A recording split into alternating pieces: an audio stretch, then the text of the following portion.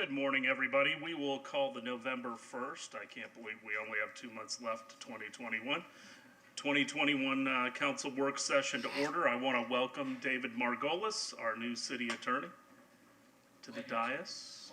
Look forward to working with you, and next work session we will have the full team intact. So that's wonderful. I'd like to call up Jensen Hackett from FDOT. We have a presentation on Drew Street this morning.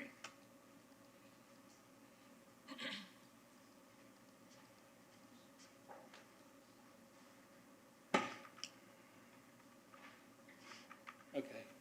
Good morning. I'm not Jensen Hackett. I'm Richard Moss. I'm the Director of Development with FDOT. I want to thank the council for allowing us to come here and give a brief update on the Drew Street project that we're working with. We were requested to come give a little briefing to the council on that, so I want to move forward with that. Here's the area of the study area that we're working on from Osceola out to US 19. It contains three areas of ownership right-of-way. From Osceola to Myrtle, it's the city of Clearwater. Segment 2 from Myrtle to Keene Road is FDOT, and then from Keene out to US 19 is the county, Pinellas County.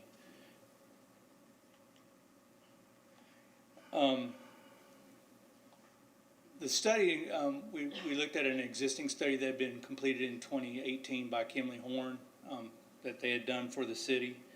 We were requested by Ford, Pinellas, and the city of Clearwater to go and take an extra look at that study and see if there were any improvements that we could do on that.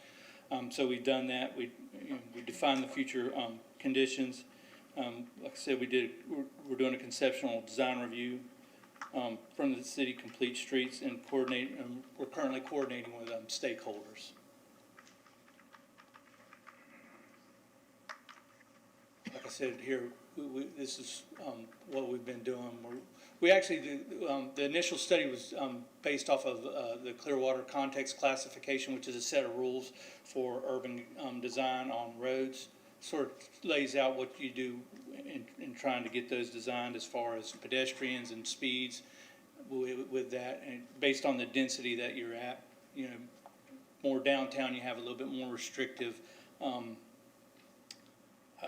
classifications because you have more pedestrians, so you address that in those design guidelines. When we took that over from the 2018, we actually went to the DOT standards, which are a little bit more comprehensive in these areas.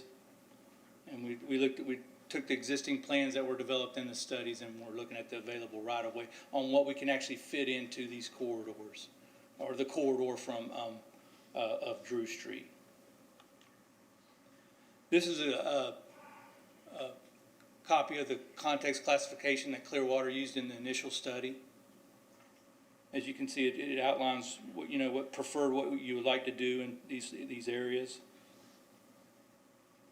And this is something that the initial study was based off of, and DOT went into our own context classification and moved forward. As you can see here, there's a little bit of a general overlay of what we as far as our context and safety goes for. You see, talk about the urban general C4. That's the classification for what we feel is that corridor. Talks about the roadway networks, small blocks. We're looking at a design speed to get a little bit lower. Between 30 and 45 because of the type of users out there. And there's some other designs that 11-foot lanes and median widths. Sidewalk 6 feet, we would like to try to get that done and accomplished. It gives us a little bit better access for the pedestrians. Talked about speed management in there, and then over to the right, we talks about some of the things that we're trying to do with the refuge islands. Can reduce pedestrian accidents. We're looking at hybrid beacons that'll, in certain areas that'll allow the pedestrians to cross the road. Leading pedestrian intervals. This is a new concept where we actually give the pedestrians a couple seconds prior to the red light changing to green to get them across the road, try to make it a little bit safer to get them across the road. Visibility is important. We've done a lot of lighting projects throughout the Tampa Bay area, and we're looking at that in this corridor. The rectangular rapid flashing beacon, we're looking at that, and then some raised crosswalks can reduce the pedestrians, give them a shorter distance across the intersection. Right here, we've got a picture of the existing condition right there in segment 1. You can see the lanes are 10 feet. We got some a little bit of extra right of way for the pedestrian, the sidewalk at 5 feet, and a 4-foot grassed utility strip. And we looked at that. Also here, you look at it's got the summary of the existing intersections and the accident types that we've had there. So we're looking at that as we're going through on the design. See if there's anything that we can do to help reduce those issues at those intersections. This is the what came out of the 2018 study that was proposed. Got some 11-foot lanes. We put there was some parking that was put in. Still have 5-foot sidewalks and a 4-foot utility strip. When FDOT went and started to evaluate the corridor, we feel like it's a little bit better to get a little bit more separation between the bikes and the travel way. As you can see in this one, we took the on-street parking. We used that 8 feet to do some, get the travel lanes a little bit wider and get that 3 feet separation for the bike lane. And this is our concept A. It reduces the typical based on the roadway width, and it removed the parking like I mentioned. We also came up with a alternative B. This would require right-of-way, and that would probably put the project out a little further because we'd have to identify that and then go through the right-of-way process to do that. Just wanted to present that here. So show you what we had looked at. We're still going to recommend alternative A, so we can didn't really see the total benefit for more right-of-way and extending out the schedule. We're going to reduce the speeds in areas of 35 to 30. That'll help us out with the safety, and we're going to put in some ITS at Fort Harrison and Myrtlewood Drew Street. As you can see there, we're going to put in some cameras, or we're proposing to do that. And then there's also on the right, there's the potential safety treatments that we'll be doing through this corridor. Segment 2, as you can see here, it's pretty tight with the lanes, 9.5-foot lanes and 10.5-foot lanes. That's pretty tight for a lane. And then 3 feet and 5 feet, 3 feet utility strip with a 5-foot sidewalk.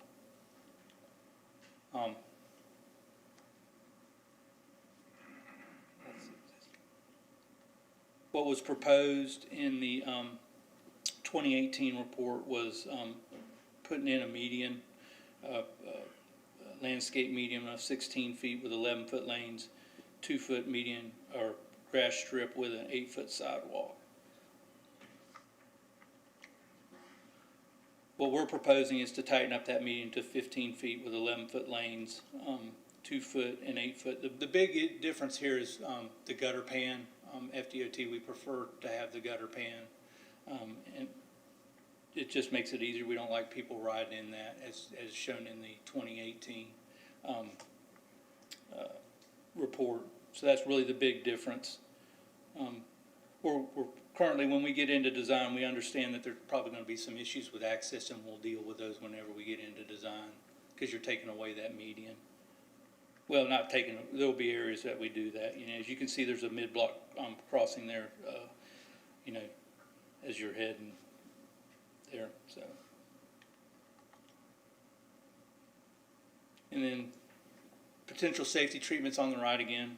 Looking at through the checklist, how we can improve the safety for the pedestrians and the traffic going through that area of the corridor. Again, there's ITS upgrades at Martin Luther King Boulevard, Northeast Cleveland, and North Jupiter Avenue. We've got some transit improvements as well, you know, putting in some refuge islands where the bus area stop pairs. Then we get into the county section. It's a 5-lane section with a 2-way left turn lane. Got some pretty tight lanes there, 11-foot, 4-foot, and then 5-foot sidewalks with a 7-foot grass utility strip. Here's a review of the issues that we have at the intersections. There's quite a few crashes in this area. So we took that into account and started looking at what we could do from a design standpoint to be able to upgrade that corridor to help reduce the crash issues that we have, or that the county has through their section.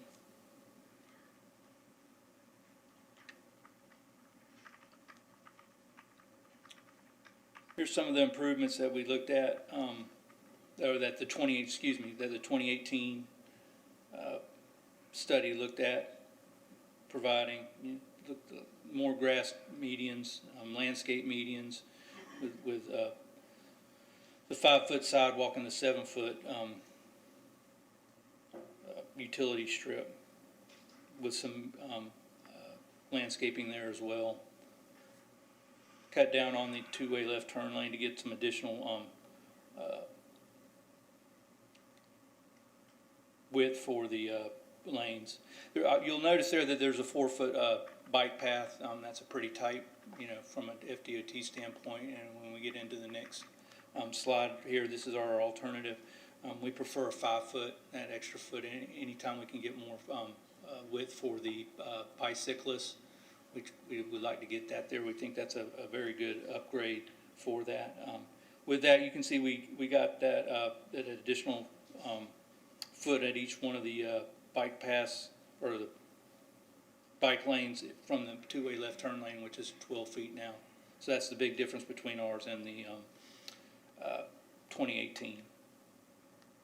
And we got the potential safety upgrades and the ITS upgrades that we have at the intersections of Corona, Hercules, Coachman, and Old Coachman.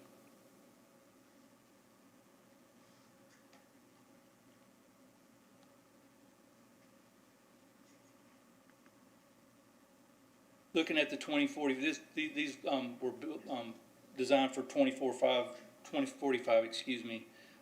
The Drew Street segments 1 and 2, based off of the 2045, excuse me, impacts.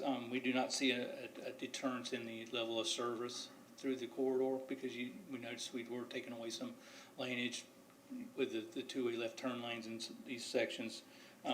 Reducing the speed limit's not going to greatly impact the operations of Drew Street. And then there's no major impacts identified on State Road 60. I got some slides here that's going to show the traffic and where the traffic's going to go in the future with these improvements. And this is just a little bit of a summary of what we found with our model as far as the operations through the corridor. And this is the State Road 60, where, you know, some of the traffic will, you know, divert to that. You know, whenever you slow down the speeds, people will look for alternatives. The one good thing about Pinellas County is that it's got a great grid system, and people will find their way. If they feel like Drew Street's not a viable option, they will take other routes or potential routes. And this shows the traffic distribution. We were requested by city staff to look at, you know, what the potential effect would be on the grid system. It's sort of hard to show, but, you know, the dark green and the greens show an increase, or a decrease, excuse me, of traffic, and then the blues and will show where the traffic's going to go in the future based off of what our model shows.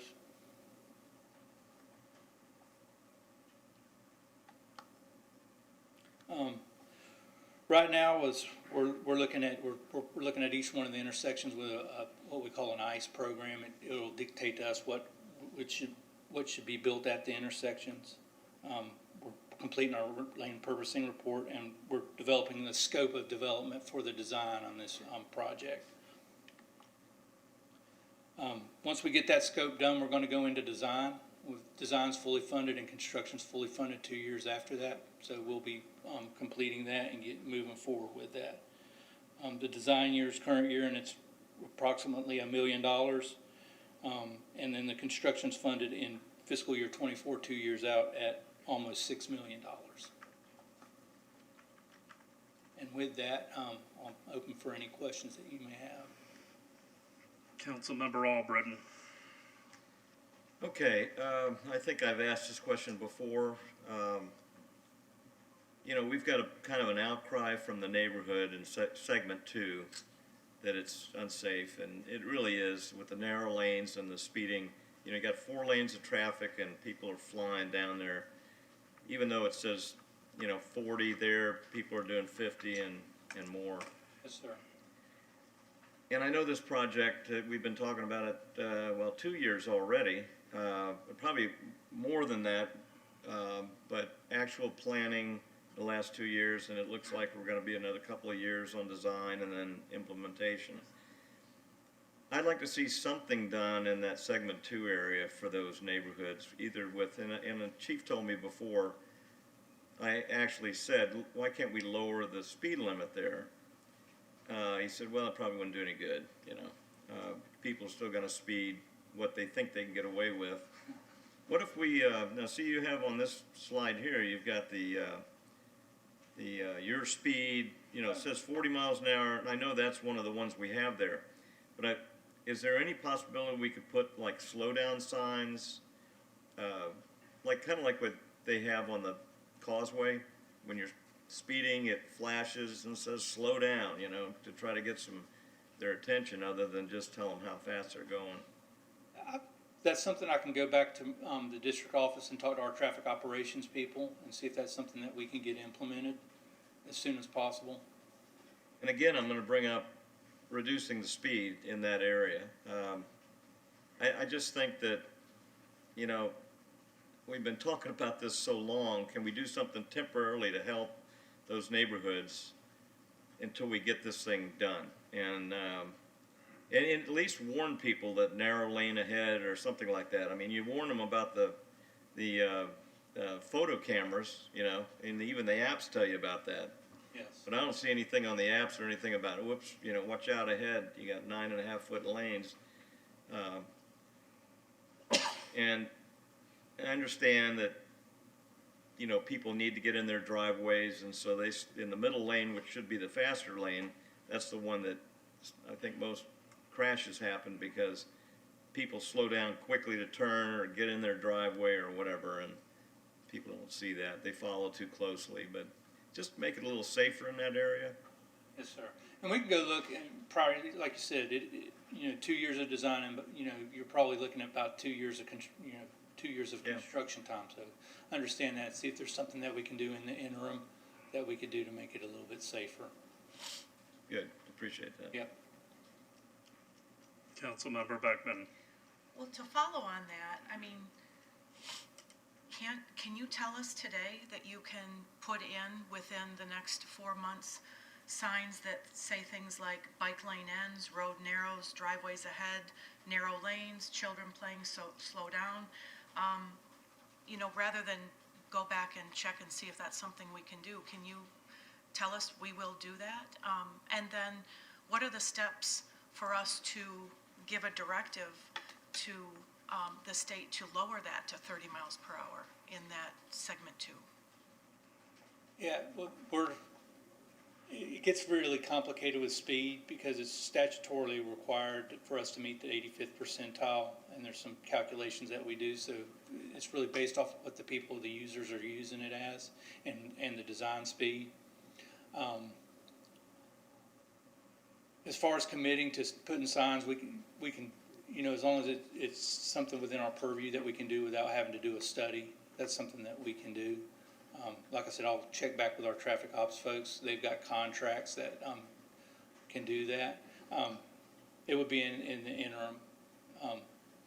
That's about, at this point, that's what I can commit to. you can commit to putting them in. That are not like the speed signs. I can't go change the speed limit. Right. You know, I gotta do a study to be able to do that. But if a bike lane ends, yes, that's something that we can definitely get out there and do. Or road narrows, or driveways ahead, all sorts of signs like that. I'm not sure about the driveways ahead. It would have to be in the MUTCD, you know, the manual on uniform traffic control devices that we could use. If road narrows, there's narrow lanes ahead. We could do that. Yes. Okay, what's the turnaround time about on that? Like, would that be within the next couple of months? Could it be? I mean, It could be. Yes, ma'am. okay.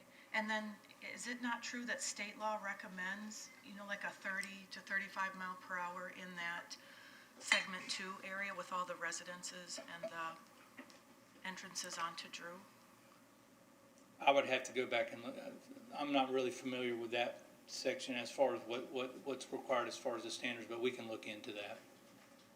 Okay. And then I have a question about, on the well, first of all, I had a question about, you said you're doing, coordinating with stakeholders. Are you finished coordinating with stakeholders, or is that still ongoing? We're getting into design right now, and when we start putting out that design, it'll be circulated for review by the stakeholders, the city, the county, because eventually the county's supposed to take this.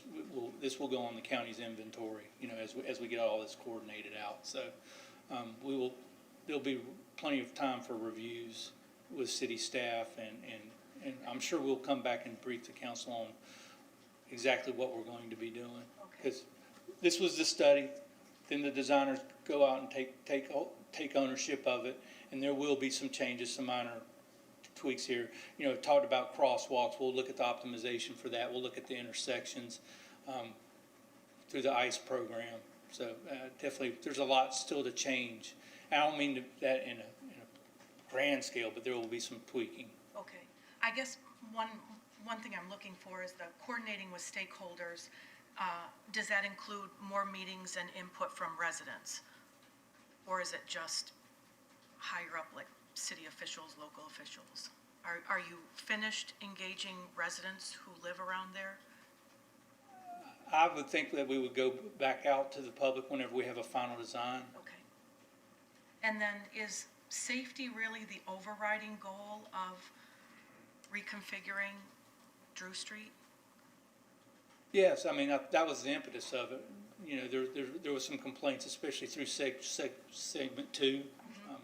Those lanes are tight. You know, I'm a former design engineer. We don't, you know, when you start tightening those lanes up, that causes all kinds of friction. It actually does reduce the speeds, but you do increase the possibility for side swipes and stuff like that, other accidents. So that's why we're proposing what we're proposing, to get those lanes a little bit wider. Okay. It's going to reduce some of the capacity, but that's something that we're willing to do, looking at the grid system. That's why we showed the grid system, you know, to the impacts of the other streets. And then as a bicyclist, I'm wondering about the bike lanes that you show marked in segment 1 and segment 3, but not in segment 2. I mean, how can that be safe if we've got bikers on one section and the third section, but there aren't marked bike lanes throughout segment 2, or are there? Did I just miss? Well, we've got an 8-foot path, shared use path. So they go off the bike lane onto the path. The sidewalk. Yeah, onto the sidewalk. 8-foot shared use path. And it's 8 foot on both sides? Yes, ma'am. Okay. And then realistically, we're not able to put, well, we can't have 8-foot paths in the entire segment 2 on both sides of the street. I mean, there's no land on the north side of Drew to put sidewalks. It varies. It does vary. There's places where there's more than ample room, and then there's places where it's... Zero. Yeah, we'll look at that in design. I mean, and we'll see what... You want to... Justin Hall, FDOT. So by reducing the lane widths and by moving in some curb, we're able to fit the 8 foot through the entire corridor. So while you have varying widths now, we'll be able to fit the 8 foot through the entire corridor. Fantastic. Well, that's great. That's He's the man with all the answers. good. Okay, but we do have to, Then why isn't he up here? Yeah, well, No offense, Yeah. okay. and I guess the other comment that I've heard from residents who have seen this, version of this presentation is, the median is attractive, and that's great, but they're real concerned about the way it's depicted here with a lot of, trees and shrubbery, and they just want things, they've communicated that they would prefer to have all that landscaping very low so that we can see people, children, strollers crossing. we'll take that under consideration. I mean, this is just a rendering of what the proposed would be. We don't have to have the landscaping in there if that's not what's wanted by the community. Okay, and then do you have any estimate in how many of the, I call them solar, but signal crosswalks, push-button crosswalks, Yeah. might be in each section?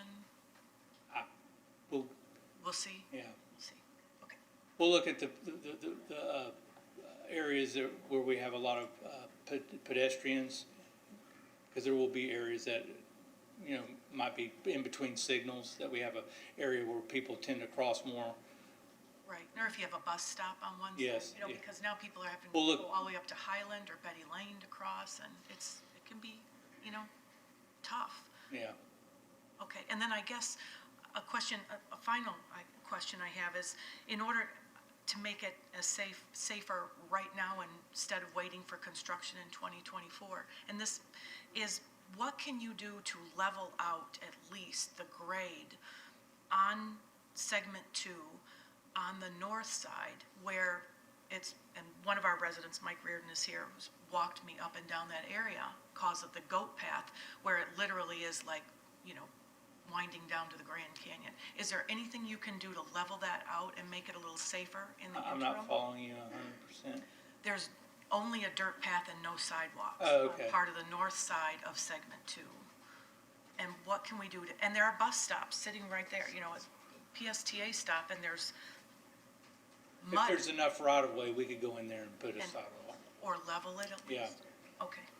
And It's that can really be on done the before. south side. Yeah, There's a fast response contract completed by FDOT, and it's gonna be completed by FDOT in February to put a sidewalk in that stretch. So we're actually closing all the sidewalk gaps with a fast response contract, so that we won't need to grade it out because we'll have a sidewalk in February, so. oh, it'll be completed in February? Yes. Good, fantastic, Nice. thank you. Vice Mayor. Yeah, to me, the number one issue is speed. When you have a posted 40-mile-an-hour, people drive 50. If the posted is 50, people drive 60. You drop it to 30, they're going to drive 40. So it kind of, I'm old school. I've always gone by the kind of the 10-mile-an-hour over type thing. But so to me, speed is the number one. Speed's the number one thing. But number two, and not that I disagree with Councilmember Beckman, but too many signs become sign clutter, and all those signs take your eyes off the road instead of, paying attention to what's on the road.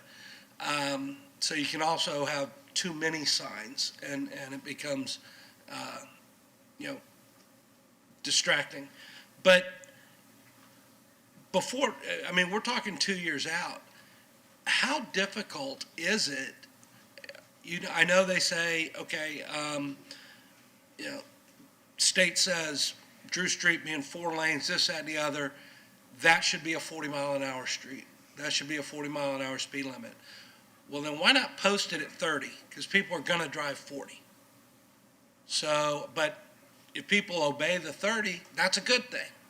So why can't we just automatically go ahead and slow it down, and then when the construction's over, establish what the optimal speed limit for the area is at that point? Yeah, I go back to the state statute and the design speed of the corridor and what we're required to do by state statute. I can't drop it. you go out and you do the study and you do the 85th percentile of what people are traveling on that. And so if it's, say it's 40 miles an hour, I'm only allowed to go 3 miles an hour either way. So I could take it lower to 35 or up to 45. Yeah. It is frustrating because we do have a lot of these areas where we would like to lower the speed limit, but by statute, we just, by the 85th percentile speed on what we do as far as determining what the speed limit should be, I'm bound by that. Councilmember Albrin? Yeah, Dwayne had this picture up here. You said you were gonna put in pan gutters. I see on the right side, it looks like a Miami gutter, on the left it's an F. Are you keeping the gutter on the It'll be left same. side? It'll be the same. It'll be both type Fs. Oh, they will be, okay. Yeah. It's about the same width for a Miami and a type F gutter. Okay, thanks. Do you want to explain what that is for those watching at home? A Miami gutter is like a V-shaped, and where a F curve is a 6-inch face on you got an 1.5 foot flat gutter pan, and then it goes up 6 inches and over. So it keeps traffic in the road a little bit better than the Miami. Yeah. Councilmember Bunker? I'm very happy to hear that the sidewalks are going to be widened and in some places just put in. That was one of my big concerns. We've got areas there where the telephone utility poles come right out of the cement in the sidewalk itself. So it seems a little insane. And I wish we had control to drop that speed down to 30. I understand the restrictions, but, I think this section on segment 2, the people who live there really need slower traffic for safety reasons. One other thing that we hear from at least one of our constituents, how easy is it to maintain these medians aesthetically? We have Bill Johnson who comes in here and talks about how we've let all our medians on certain streets go to heck. And these, of course, in the drawings look plush and beautiful. I had heard at a previous meeting that it was hard to actually maintain because of, I don't know, the watering or? The issues on Gulf to Bay are that the medians are so narrow that because of the pavement on both sides, it heats things up. Whereas when you have the broader medians, it does not get as warm. They don't bake whatever you put in them Okay, as much. And then you also have to have irrigation. so, all right, these are substantially wider then, all right. Thanks. I would like to address one thing that you had mentioned. You talked about the utility poles. Whenever we go through with this design, we will try to get those utility poles out of the sidewalk and at the back of the right of way to give us a full width of the sidewalk going through there. A lot of times they do get put right in the middle.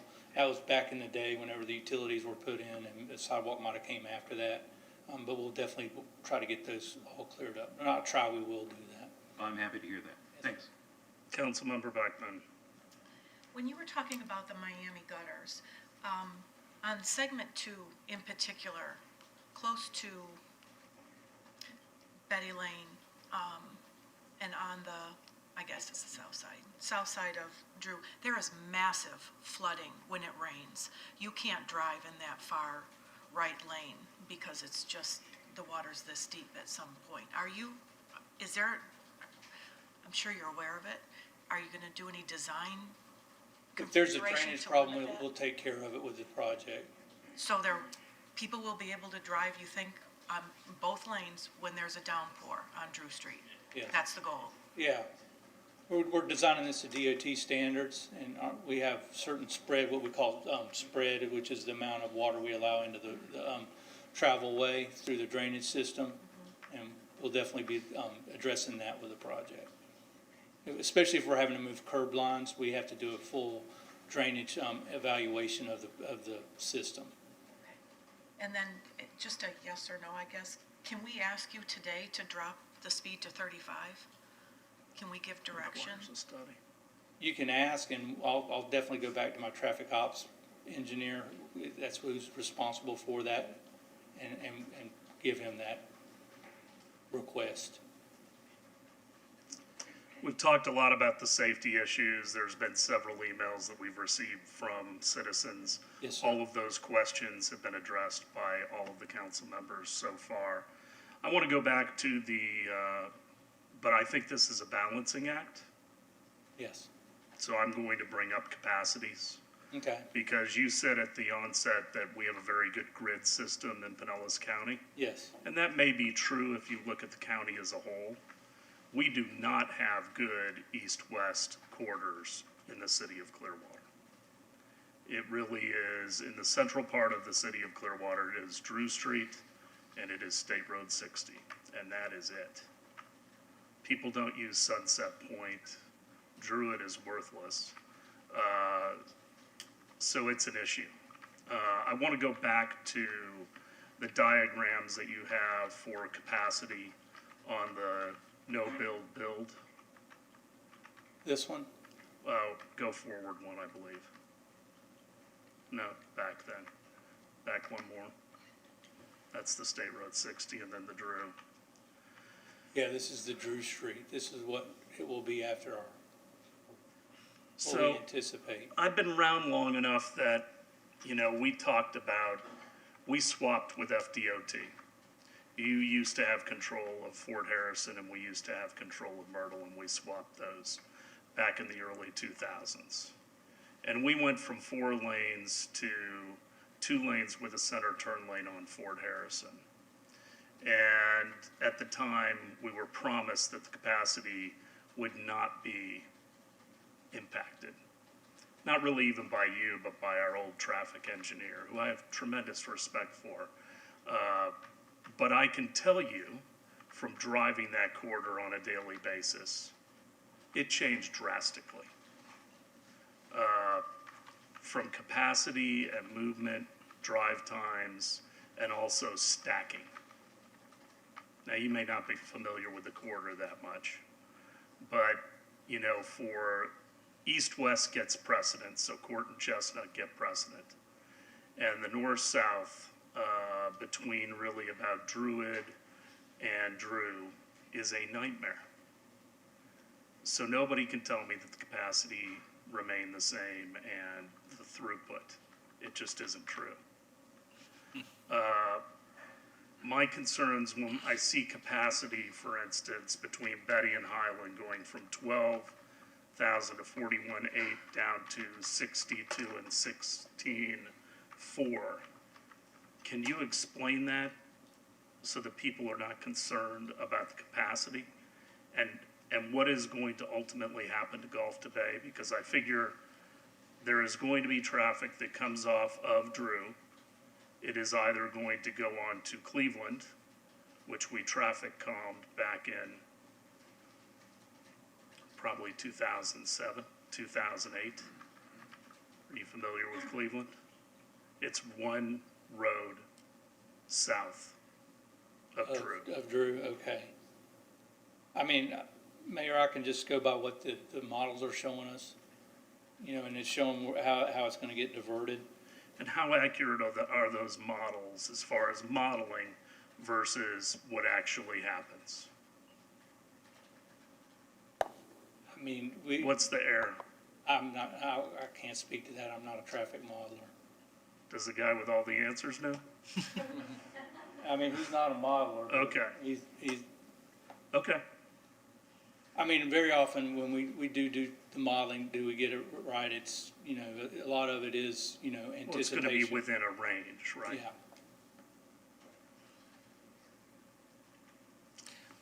Yeah, I just think that's gonna be an issue, we'll see.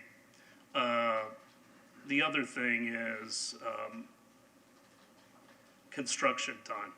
If that starts in '24, what is the anticipated construction time on all 3 segments? Do we have an idea of what that is? it'd be about 2 years. 2 years. And will segments be closed altogether, or will there be maintenance of No, there will be maintenance of traffic. traffic? Okay. Unless we work with the city and feel like, you know, that there's an optimal, you know, if a contractor comes in and tells me if I can shut this down, it'll take me 2 months instead of a year, if that's something that would be considered by the city and the locals. We do that, so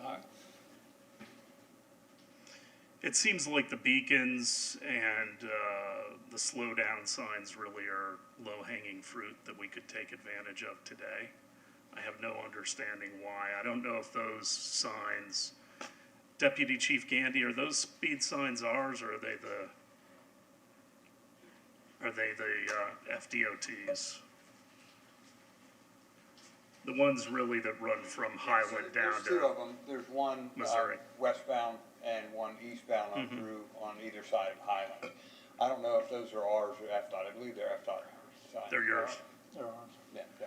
Do those have the ability to put in a message as well as the speed? No, okay. Yeah, we can't have one that says slow down. If it'll flash you your speed, and if you're going above. So you the- do have the ability to put in a message? Yeah. It's a standard message, so it's just the speed limit and slow down, like we can't Yeah. customize the message on those Is signs. slow down on those? Yeah, There's we can put slow on- down. No, there is already slow down on those. People are just on the- going on the so fast, existing they one. don't see the slow down part? Okay. Vice Mayor? No, I'm looking at this and I see all the, you know, the capacity numbers changing, but, or not changing as much as, you know, all that much, but capacity is one thing, travel time is a whole different issue. That's what the mayor was alluding to on Fort Harrison. While the capacity probably hasn't diminished that much, the travel time Has increased. to traverse it has increased exponentially. In the day, Mr. Bertels said the travel time would not be diminished. Yeah, and that, they don't say travel time, they don't talk about travel time anywhere. So that's But, modeling versus reality. Yeah, and, but it is, really, to me, and if you're gonna go back, I fully support what Councilmember Beckman said. Go back to your people. I mean, just by changing the speed limit sign by 5 miles an hour should drop the top speed of most cars by about 5 miles an hour or so. So, you know, again, low-hanging fruit, like, you know, that, for right now, you know, let's see if it works. Well, and some of it's incumbent upon us to also enforce. Sure. So, Then everybody's gonna be complaining that the police are too aggressive, but you can't win. it's an imperfect world. Anything else, Vice Mayor? Councilmember Beckman? Yeah, so I get that you've got the flashing sign that says, slow down, right? Can you put, and I have no idea what the effectiveness really of all those signs is, if you have studies of that, but could you put a solid little sign underneath that says strictly enforced or something like that to add to it a little bit? Yes. Okay, and then I've got, you know, when we talk about capacity a little bit, I don't think, I wonder about, you know, the comment about Druid, because my recollection of Druid is that it's very wide, it has very wide new sidewalks on some parts of it, and It's got the east-west trail, which begs the question, why aren't we pushing cars a mile south to go on the east-west trail? I'm talking about the traffic lights, another road which I drive all the time, because I live on it. All the lights take precedent north-south, not east-west. So it is a road that pushes people to Gulf to Bay and to Drew, because it runs so slow. It's all about how we coordinate the lights, and that road is not under ITS, Druid. Druid. Because to me, I think Druid is a viable route. Certainly, people are not gonna go off of Drew and get on Cleveland, because you've got roundabouts every block or so. They're just not gonna do that.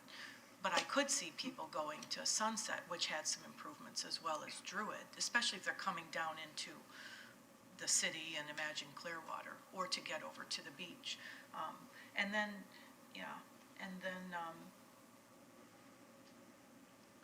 And I guess, I think we bring up some comments about capacity and wait time, and if we're looking at Fort Harrison from Druid to Drew, I mean, what is that, like a half a mile?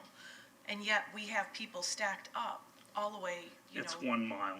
Is it 1 mile from? Exactly. Okay. 1 mile. I've already clocked it.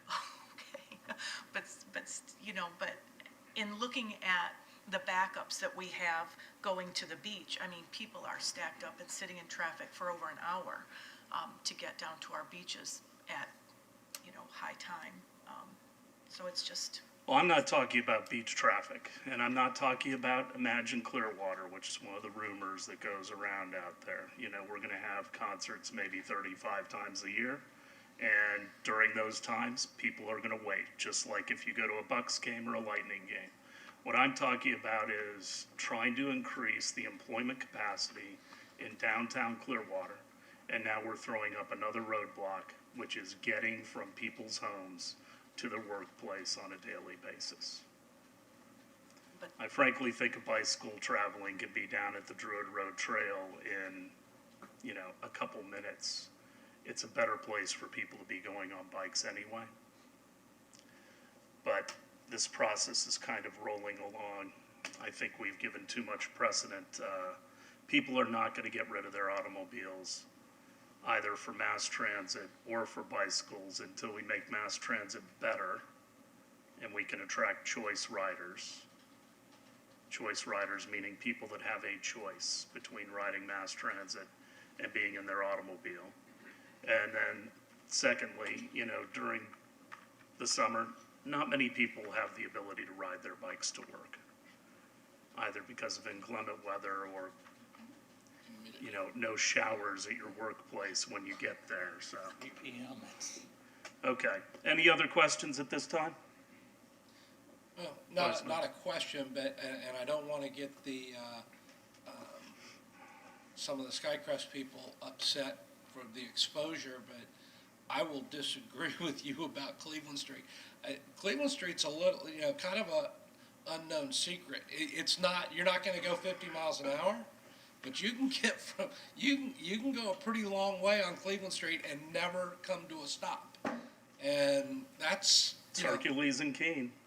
I hate to give away the secret to everybody, but I traverse Cleveland quite regularly just because you can go quite a distance and never have to come to a complete stop. Sorry about that, Mike. I appreciate you coming Yeah, out. I If would we like could to- get some answers on those questions that have been presented. And on that, Mayor, we will report back. We'll coordinate with the council and come back and let you know the status on the request for the calming and the signs and the speed limits. Very good, thank you. Yep. And for those who are watching that this is being done at a work session, we welcome you to come out on Thursday at the council meeting under Citizens to be Heard, and you can voice any opinions, questions, or concerns at that time. We have another quick presentation from Stantec this morning concerning what happened on Wednesday.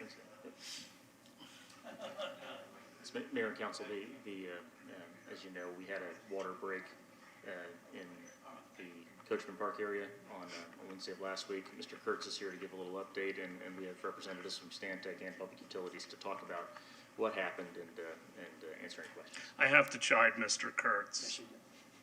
I jinxed it because you asked me, and I said, so far so good in that afternoon here. I took someone for a tour, and Mr. Kurtz was very courteous in showing us around and getting us on the roof of the library. And he said, we're almost done with all the undergrounding and haven't hit a thing. 3 hours That's later. almost the way it went, but okay, I'll take it. Tim Kurtz, Construction Manager for Engineering. Well, as you all know, Wednesday afternoon about 3 o'clock, I got a call saying we had a water break at Coachman Park. And Public Utilities was already en route. And I can commend both Public Utilities and our contractor, Skanska, and their subcontractor, Grisdale. They were out there, not in force, till about 7, I believe. I started hearing rumors that they had isolated it. But due to having to drop the pressure, there's 2 main water lines that run to the beach. And it was not clear initially which one had been hit. And it was because there was an unforeseen valve And what that means is there used to be a fire hydrant on a saddle that goes on the pipe, and the valve stuck up. And they were literally not excavating. They had a blade in there, and they were just scraping sod off about 3 inches. It caught the top of that valve, and it snapped off the main. That had been a valve that controlled a fire hydrant that was taken out of service. So just to say from now on, as valves come off service, they will remain on GIS, so we know they're still there. But it was just, could have been a lot worse if it was further on in construction if it happened. But luckily they were able to isolate it, get it shut down. But because there was a pressure drop, there was a precautionary boil water notice. And I have individuals from both public utilities here to kind of answer any questions you may have and give you their update. It is a permanent fix, though. What was put in place was permanent. The boil notice was rescinded, I believe, Friday afternoon. And I also have Superintendent with Skanska here to kind of tell you their efforts going forward to do the best we can to not have that. I think the main thing is not to have a repeat. That's our what goal, but again, everybody's- when you have abandoned valves that aren't even identified, so we're gonna have to take a little extra care moving forward, and they're gonna address those with you. Okay, Thank you. thank you, Mr. Kurtz. Good morning. Morning all. Good My morning. name is Michael. I'm with the City of Clearwater Public Utilities Assistant Manager. I was currently out on site that evening. I'm sure that you all are aware of the events. I would just like to say that once the water was restored, team members did stay after. We went ahead and went around to distribution systems in all the areas, ensuring that we had adequate flushing and sampling, which gave us the time to go ahead and start our 48 hours early on a requirement of samplings. This way we were able to get notifications out, and then also the results of the resend notifications to the boiled water notice. That following Thursday, we did go back out. Team members went out to all the areas affected, restaurants especially, providing them guidelines. Excuse me. A little bit on the nervous side. I'm not used to Don't be. speaking to the Grand Council. Usually comes up on my anniversaries and stuff like that. However, back to it, we did provide notifications. We did reach out to the businesses, and we did field a lot of phone calls. Yeah, as you know, some were very receptive, some were understanding to us. That's about it. If you have any comments, I'm more than willing to listen, or if you have any questions for me, I'll answer you at this time. So can you just identify specifically what areas of the beach were affected most? I sure can. While we were in the process of identifying it, we had staff out in certain areas. We started off with Islands Estates. We had Caladesi affected. We had North Beach. We had South Beach, and we also had Sand Key. We got to the point where we were, hearing in communications that we were at the point of very low pressure on Sand Key, then to the point on North Beach where we actually had lost all pressure. This data was proven by our SCADA system the next following day. I hope that answered your question. It does. Any questions or comments? Councilmember Beckman? Are these pipes relatively shallow if you were just removing some top dirt? And all the dirt that's being brought in now, is that going to cover these? That's a very good question, ma'am. That's one of the things that we've had in our study groups following the episodes. From the conversations that we had, it comes out over the years that this part's been developed, restructured, we've designed. The sloping has changed. So you will have pipes that are I've seen some down to 15 feet. It's older than all of us. They're going to be coming across a lot of these different pipes. However, over time, the restructuring, the grades do change to where, unfortunately, we discovered this below the grade.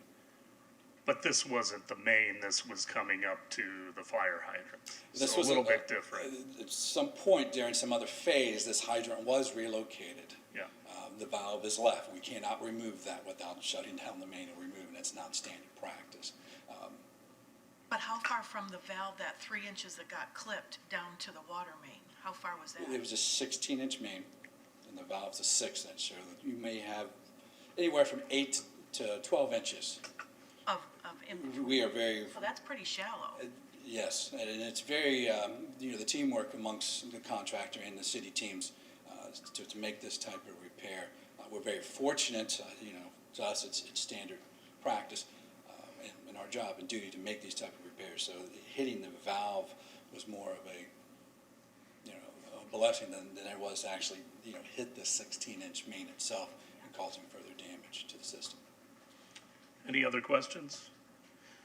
Yes, Councilmember Albrecht. Well, just a comment, I saw some pictures with the guys up like this in the hole fixing the, you know, a lot of water came out of that. So I was glad to see that they got it fixed so quick, so thank you.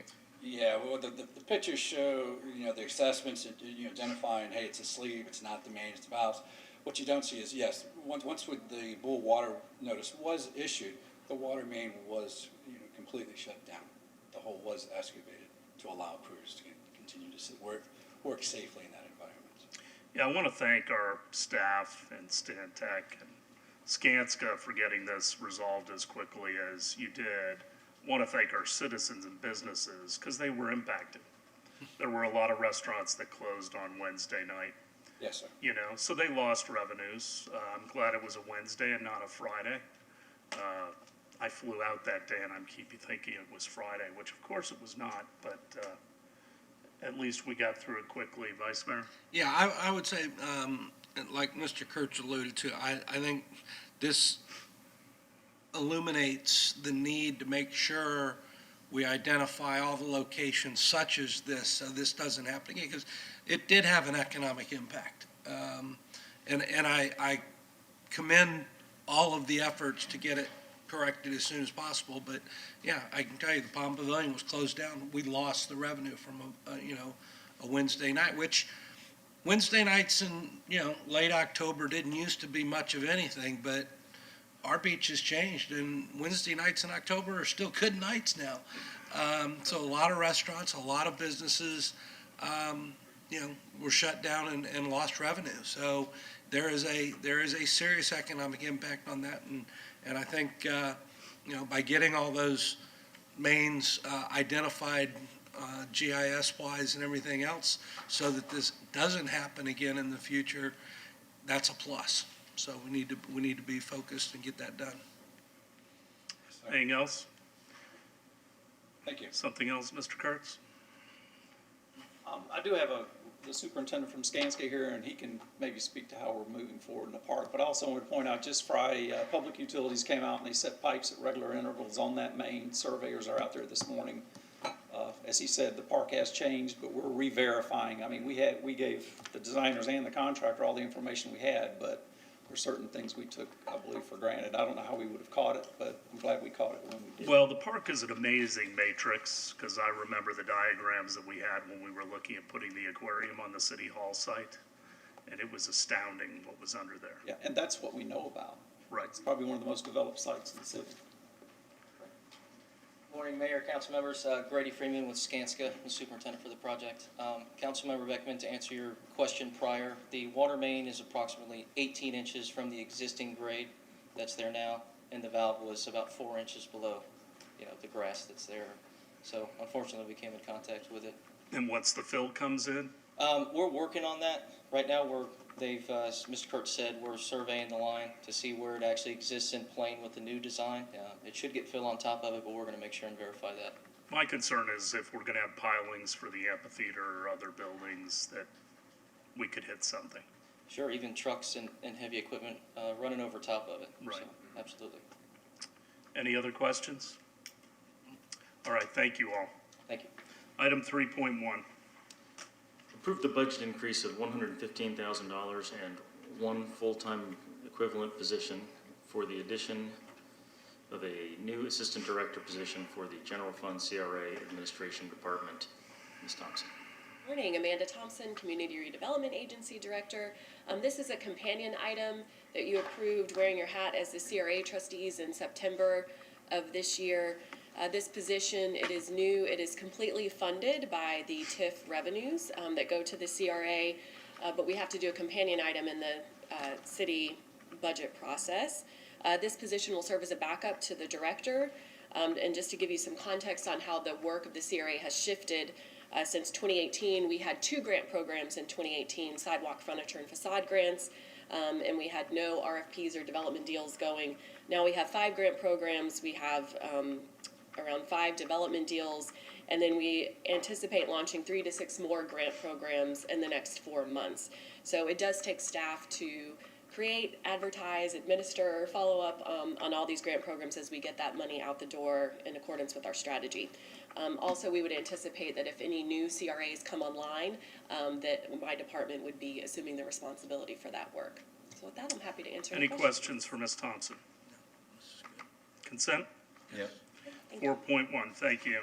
Award a contract to DMR General Contracting and Development, Inc.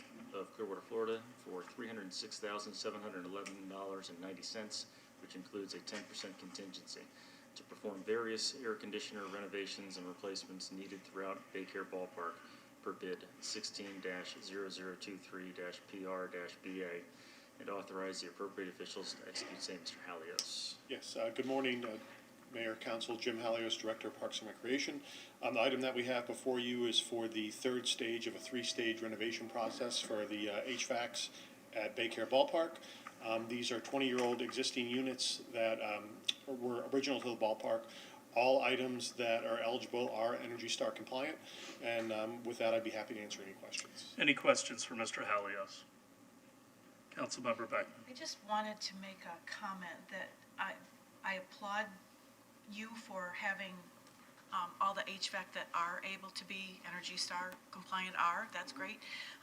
But I'd also wonder if it can be a educational opportunity to share with us what those savings are by going with Energy Star. You know, we don't need it right now, but to be real transparent, forward-facing to the residents and me about what does this mean for us as far as carbon reduction or energy savings for the life of those new HVACs. Sure, and that's something we can work with Sheridan Boyle on to, in the future, have that type of information. Yeah, it's just good. Thanks. Other questions? Why are we using a GC versus an HVAC contractor? Good question. I'll have to double check on that, but I think it has to do with the bonding and the amount of work that has to be done out there. I would imagine that's usually why we do that instead of the general HVAC contractor.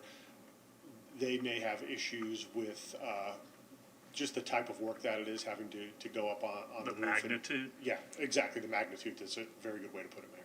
Okay. Consent? Yep. 4.2.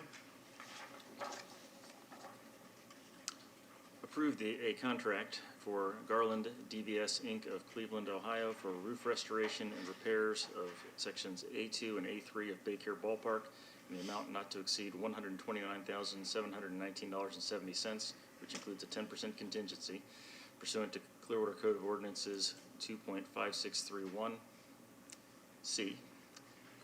Cooperative contracts, and authorize the appropriate officials to execute. Say, Mr. Halios. Yes, and again, Jim Halios, Parks and Recreation Department.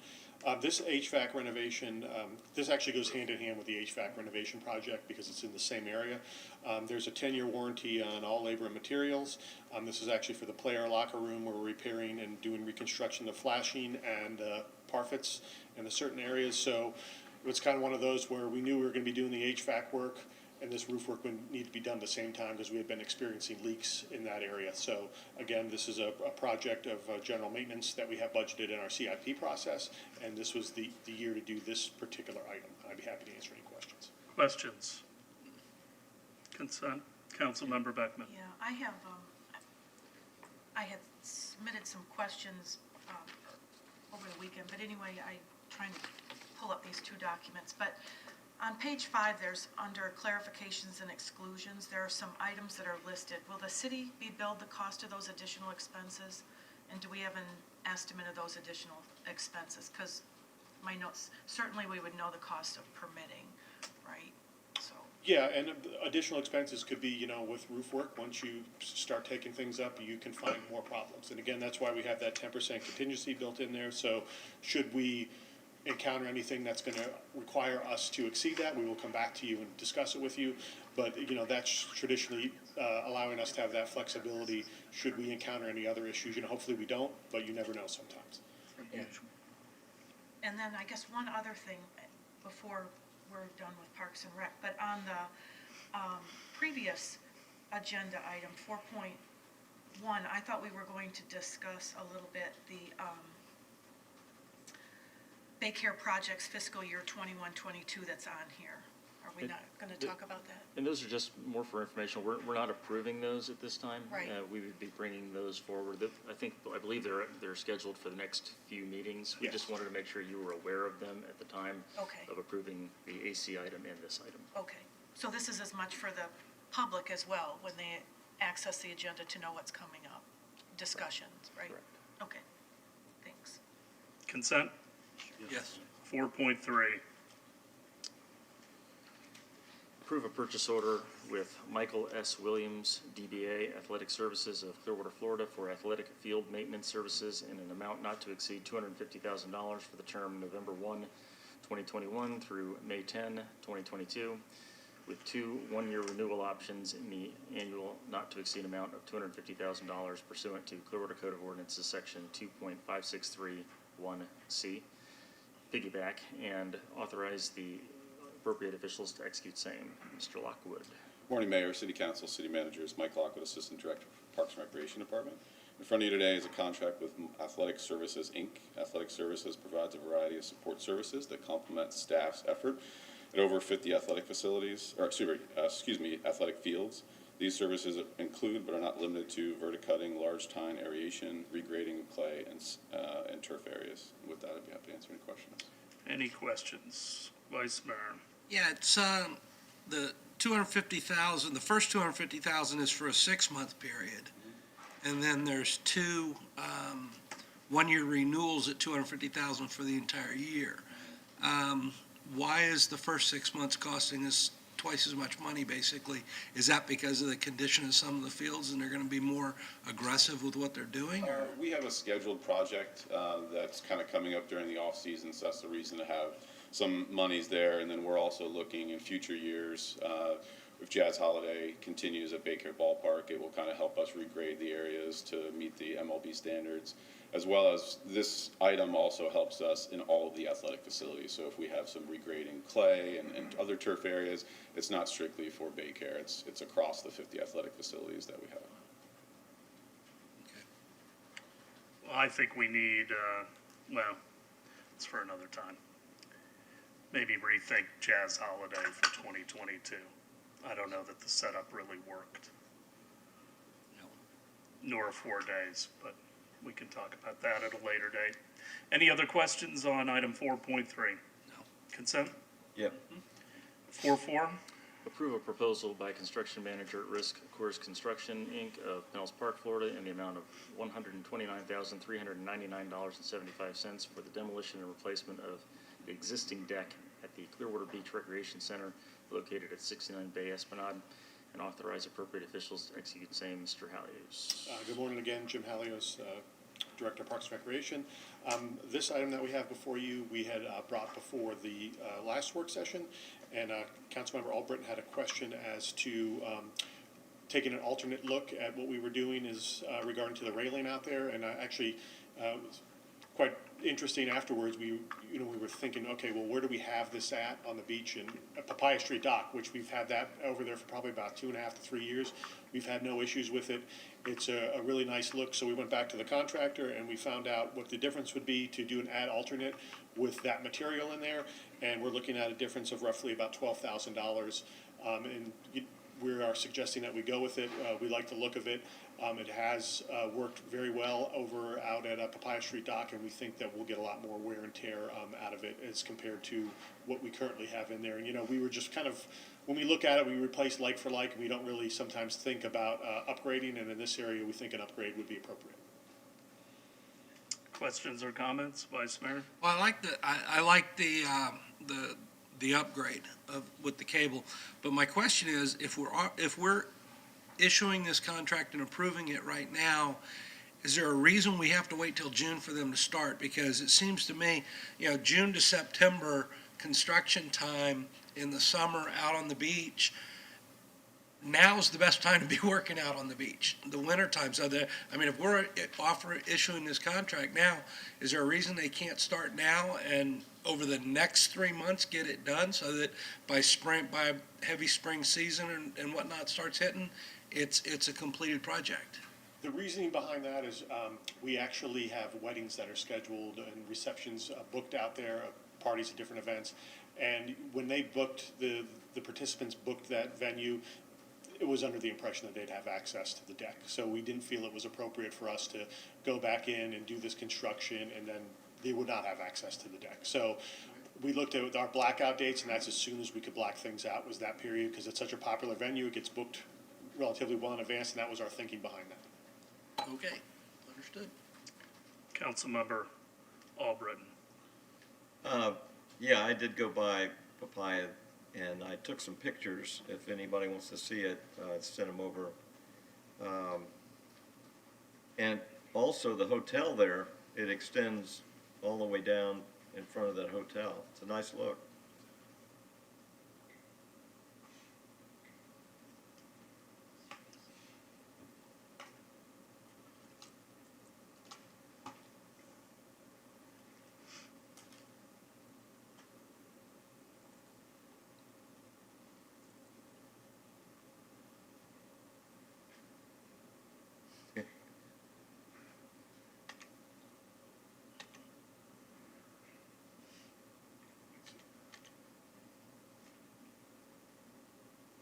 No, it's great looking. Superior to what was there. Yeah, exactly. This looks more like a venue than a nature park, I guess you could say. Councilmember Beckman. Yeah, thank you for providing the visual. So it's a $12,000 upgrade for the aesthetics, which are very pretty. Is there, do we have information on corrosion, sagging, or breakage of those cables? Did you say there's like a 10-year warranty? That was on the, we have a warranty on all of our projects that we do. I'll go back and find out what the manufacturer warranty on this is and provide it to council. But like I said, we've had no issues out at Papaya Street.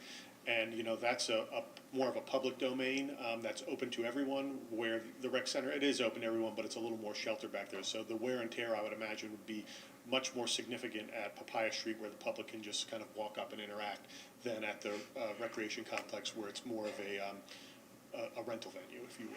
So those cables are at Papaya Street? We've already got experience with them? Yeah, almost 3 years, I believe, is when that project was done. And no problem? We've had no problems. Great. Okay. Consent? Yep. 5.1. Approve a guaranteed maximum price to Wallbridge of Tampa, Florida for the Marshall Street WRF sand filters rehabilitation in an amount of $1,681,538 pursuant to RFQ 40-20. Construction Manager Risk Services for continuing contracts. Approve Supplement 1 work order to Tetra Tech Inc. of Tampa, Florida for construction and engineering inspections in the amount of $118,682 for a new contract total of $152,572 pursuant to RFQ 26-19 Engineer of Record Consulting Services, and authorize the appropriate officials to execute same. Mr. Brown. Good morning. My name is Jeremy Brown, Engineering Manager. The city operates 12 sand filters at the Marshall Street Water Reclamation Facility. They have the ability to be cleaned over time, but as over time the media needs to be replaced, And the purpose of this project is to rehabilitate the sand filters along with any equipment. We're going to remove and replace the media and then inspect and repair any other potentially damaged components while we're in there. I'm happy to respond to any questions. Any questions for Mr. Brown? Councilmember Beckman. I had just a comment about, as we're allocating, so we're going to allocate $152,000 for outsourcing of construction and engineering inspection services for this, right? And so I'm thinking about, when do we take a broader look at outsourcing costs versus having an inspector that can specialize in that or is certified in that to keep it in-house? Do you have those discussions? At a certain level, we do. They're not really at my level discussions, if you will. We certainly have needs right now. Limited resources is one of them, as I'm sure you're aware. And so at this time, that is sort of our path forward to get this work accomplished. It's really about all I can say to that. But it's a very good question. Other questions or comments? Consent? Yep. 5.2. Thank you. Approve an interlocal agreement with Pinellas County Suncoast Transit Authority, PSTA, for the autonomous vehicle pilot program and authorize the appropriate officials to execute same as Kivett. Thank you, Mr. Maxwell, and good morning, Mayor and Council. Tara Kivett, Engineering Director. This interlocal agreement supports PSTA's autonomous vehicle pilot program in Clearwater Beach. Numerous city departments have coordinated with PSTA and BEEP to bring this pilot to this pre-launch phase. The route is about 1.8 mile loop south of the roundabout with 6 stops. Minimal in-kind services from the city is expected, including a few modifications to pavement markings. The pilot is anticipated to start in mid-December, a slight delay from what was conveyed in your agenda item summary, and run through March. Jacob Labuca, Senior Planner with PSTA, is here to assist in answering any questions. Any questions? Councilmember Beckman. Okay, so I just have a few questions. The route that was depicted, we have at least 4 major construction projects going on in that route. So I'm wondering if that's the best place to have it. I have questions about, how many hours of operation? Do the passengers exit and enter the vehicle pretty quickly? Because we have 2 lanes, we have those sawhorses with the orange light. I mean, it's really tight in a lot of areas on that route. Is there a cost to ride it? How many passengers and what's the max speed? I don't know anything about it, but I'm really concerned about the congestion and potential increased congestion there during a time when we're super busy there. Here, Jacob, you want to come up here? Yeah. Just introduce yourself. Good morning. I'm Jacob Labutka, Senior Planner with PSTA. Great to be here. Definitely want to answer all of your questions. First, I just want to thank city staff real quick. They've been really great to work with on this project and have helped us get through some of the challenges, particularly finding a storage location, which has been an interesting challenge out on the beach. I'm very happy we've started working through that. So first, to address your questions. So yes, I know we've definitely seen all the hotel construction happening out there. So I know that'll certainly has reduced vehicle speeds in that area. So these shuttles actually tend to work better when the speeds are lower. There are some comments in other deployments when if the traffic speeds are too high, some people are like, oh, why isn't the shuttle going faster? Because to answer another one of your questions, the shuttle in autonomous mode can go up to about 15 miles per hour, but tends on average to travel between 10 to 12 miles per hour, but maybe even less depending on what the traffic conditions are like. But I think it's maybe a little higher, up to 15 miles per hour. I know with our previous shuttle, the Navia in St. Pete, it was a little slower, but this one actually operates a little faster than that one. And you do have a bus stop in the area where the hotel construction is happening, but we will not be stopping there, so it'll just go straight through that area and then take a left to come back up on Parkway and then get back on Gulfview there. Let me see some of your other questions. Hours of operation, I believe we're going to keep our schedule consistent with our other deployments. We're looking to operate Wednesday through Sunday from 10 a.m. to 10 p.m. Let's see what else you also asked about. How many people in cars? Oh, yes. So we, in the application to the National Highway Traffic Safety Administration, our operator has asked if we can get up to 6 people on the shuttle at a time. Let's see, I think, what was your other question? How quickly do they enter and exit that? Is there a big lineup? So it's like a novelty. So are people lined up and there's a continuous on and off of people in this little route? We typically haven't seen lineups that much, but even if there was a line, we could only accommodate up to 6 people, so they would just have to wait for the next shuttle to arrive. Typically, it doesn't take that long to get on and off.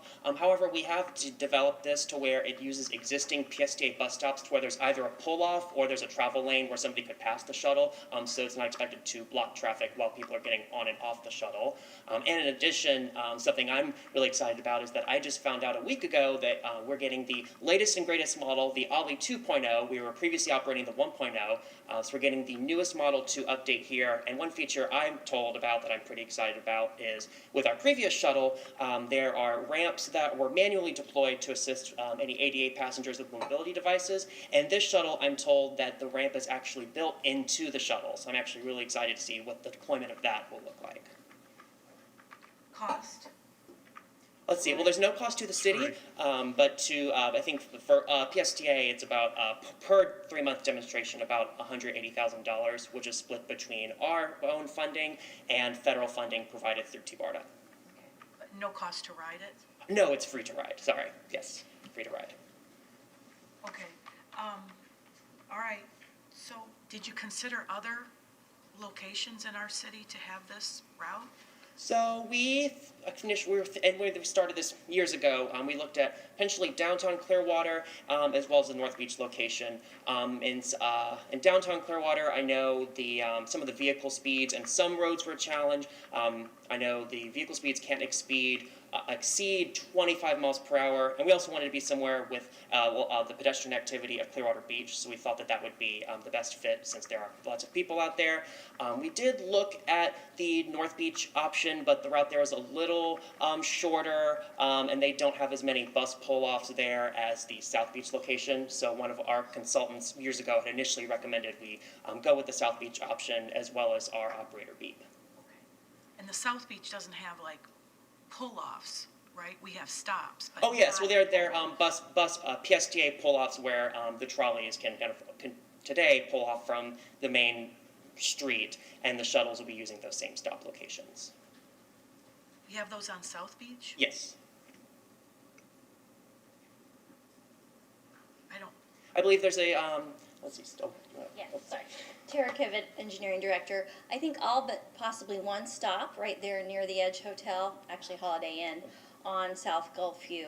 They'll all have pull-offs except for that one area. So we have bus pull-offs there on the sand side as you're going southbound on South Gulfview, and then we are accommodating. I mentioned the modifying the pavement markings, so that will provide a pull-off.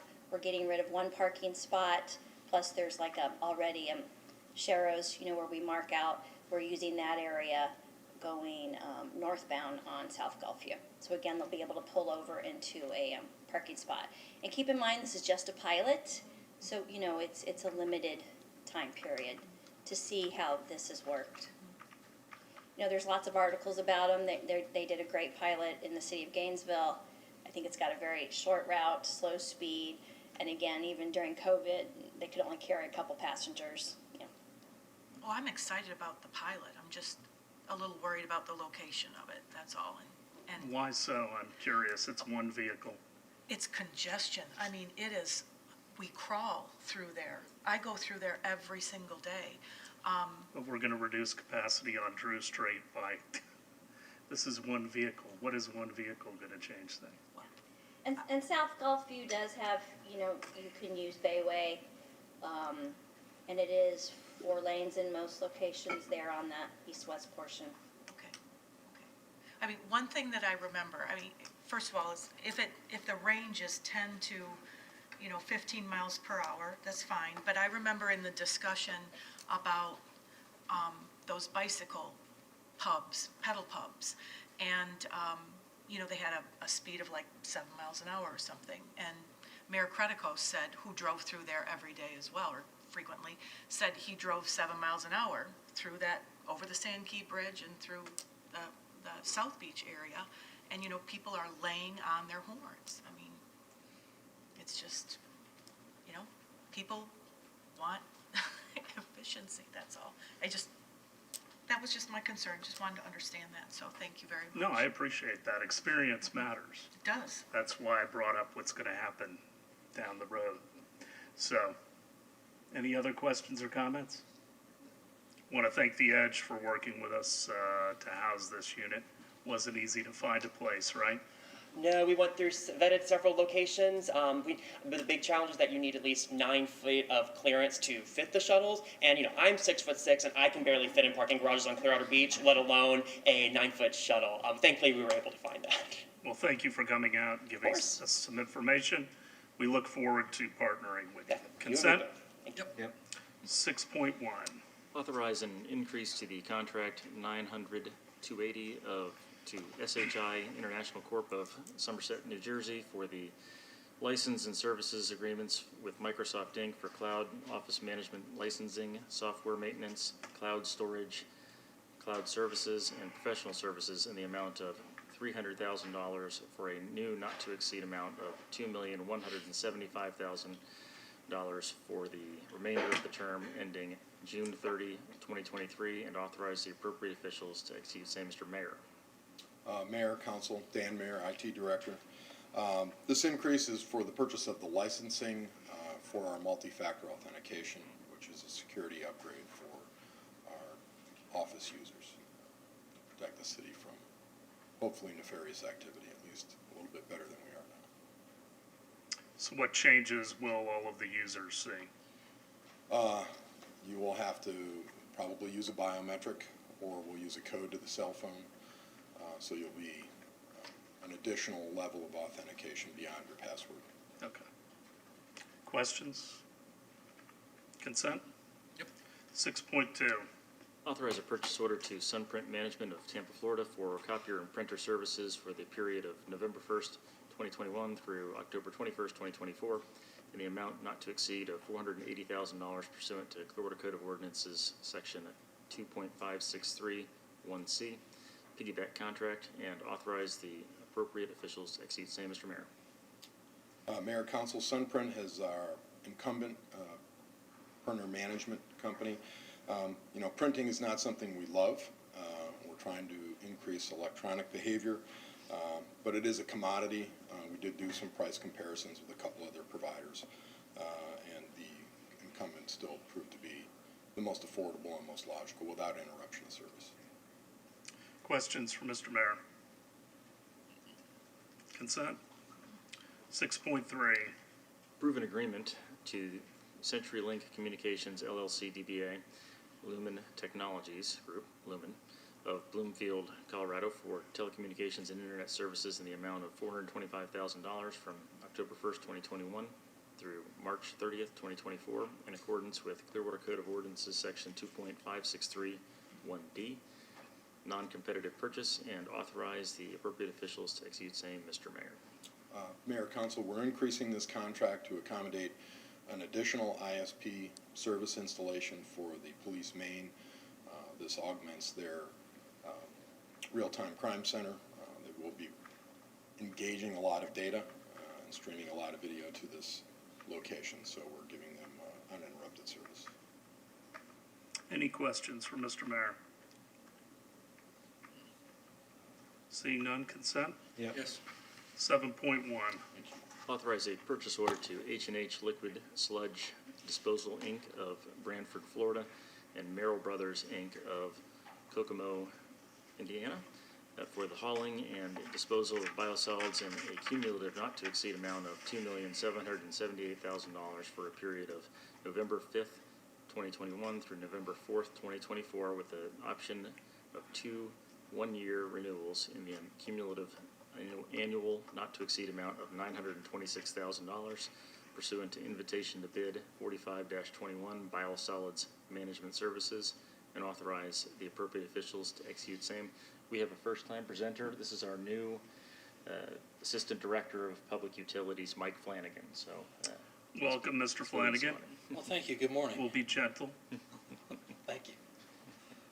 So the item before you today is the award of contract for hauling and disposal of biosolids for the wastewater facilities. The biosolids are removed from the wastewater treatment process.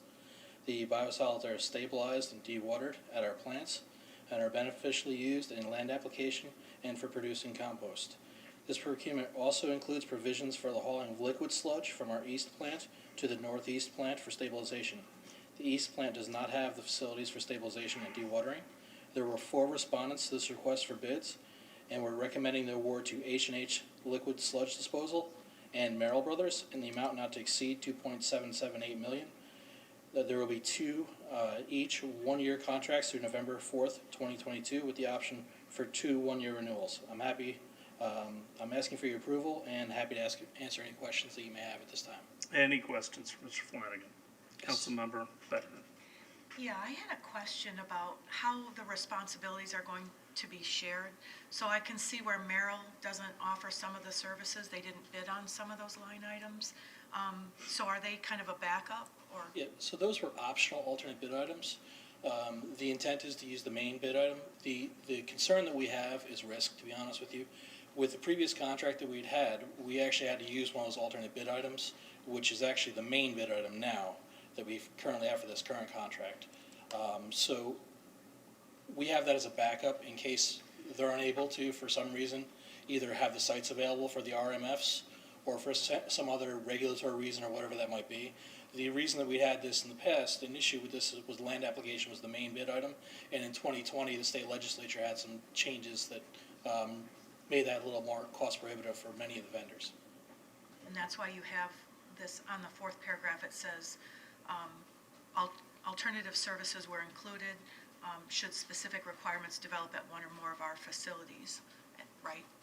And that's in addition to, so if we were utilizing the alternate bid item, there's some different criteria that we would have to meet. There's actually less criteria using the RMFs, which is the composting. So that would primarily be tied to if we were using one of the alternates and we're not able to meet certain criteria. There's different methods that they would need to use. To get rid of that sludge stuff. Yes. Thank you very much. Thank you. Consent? Yes. 8.1. Ratify and confirm authorization to increase contract 900447 to Angelo's Aggregate Materials Ltd., DBA Angelo's Recycled Materials of St. Petersburg, Florida for debris disposal by $10,000, bringing the new contract to $890,000 for term ending September 30, 2021, and authorize appropriate officials to execute same. Mr. Voter. Good morning, Council. I'm Mark Fodor, Controller with the Solid Waste and Recycling Division. September of 2018, Council approved a 3-year contract at $800,000 a year for disposal of Class 3 and yard debris with Angelo's Recycling. As we ran into our final year, we exceeded the $800,000. We were able to get a 10% increase from the city manager per code of ordinances. Unfortunately, we've also exceeded the 10%, and now we're asking for an additional $10,000 to pay out the remaining invoices from fiscal year 2021. And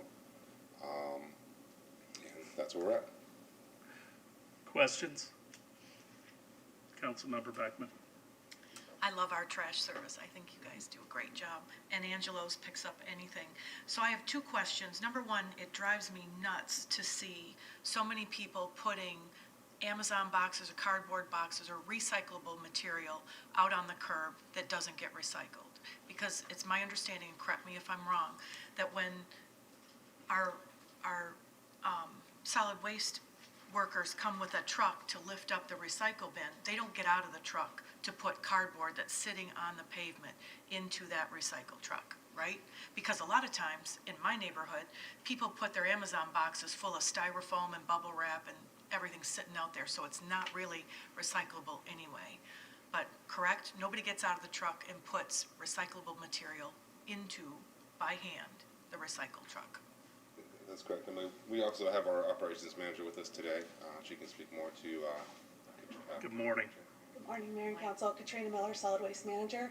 That is correct. The automated side loaders that service the blue recycling containers, they do not get out to service. So continuously through education and communication, we're asking residents if they want their cardboard to be recycled, to break it down, cut it up into appropriate size pieces that can be placed in the recycling bin so that it can be disposed of. So as we move into the holiday season, you'll see more communication. We'll be working with public communication on our holiday messaging, and obviously cardboard boxes will be a large part of that. Good. And I think, and 3 cheers for education about that. I mean, I'm always going around and collecting my neighbor's cardboard and trying to take care of it, but educating them too about the cost. Like, we just had to approve another $10,000 because people aren't using maybe their bins to the maximum, right? And then the other question I have is, is it correct that Angelo's picks up yard waste as well? Bundled up yard waste that's out there, right? Shrubs and shrubbery and garden stuff? We do dispose of that at Angelo's, correct? Okay. Has there been any consideration, are there services that we can contract with to pick up just yard waste? I mean, my parents who live in another state have a yard waste bin that they contract with that gets picked up, once a month or whatever they contract with, that all their yard waste goes in. Would that be So just for consideration? clarification, the solid waste department is picking up everything that was picked up Angelo's doesn't at the pick curb. Angelo's is just the vendor where we dispose of it. Right. There are other entities that provide a service for yard waste, but some of them have been cost prohibitive. We've done it in-house before, but mainly it becomes an issue of clean yard waste, and at the curb, we don't have time to separate, break bags, and provide it to the vendor clean. Okay. Or, I mean, so what we could do is develop a city policy that says, we're not picking up yard waste. You need to contract with that independently. We could to our homeowners that have yard waste. I think that's a service that we want to continue to provide as the city. Because, Because we pride ourselves on being a full-service provider.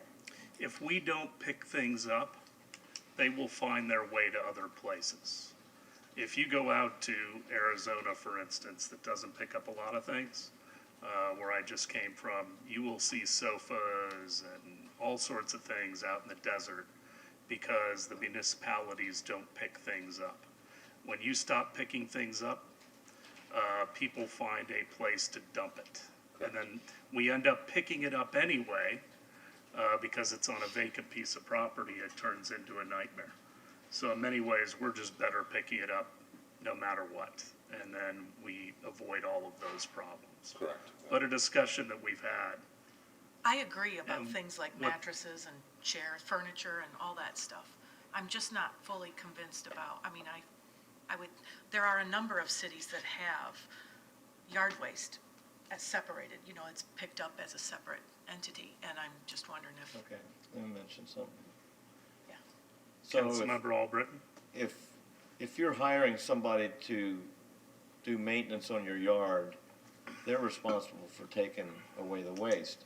But the homeowner, if he has to go out and cut some palm branches or put clippings or whatever, and there are a lot of homeowners on Iowa Estates that do their own stuff and put it, by the curb on the day it's ready to be picked up.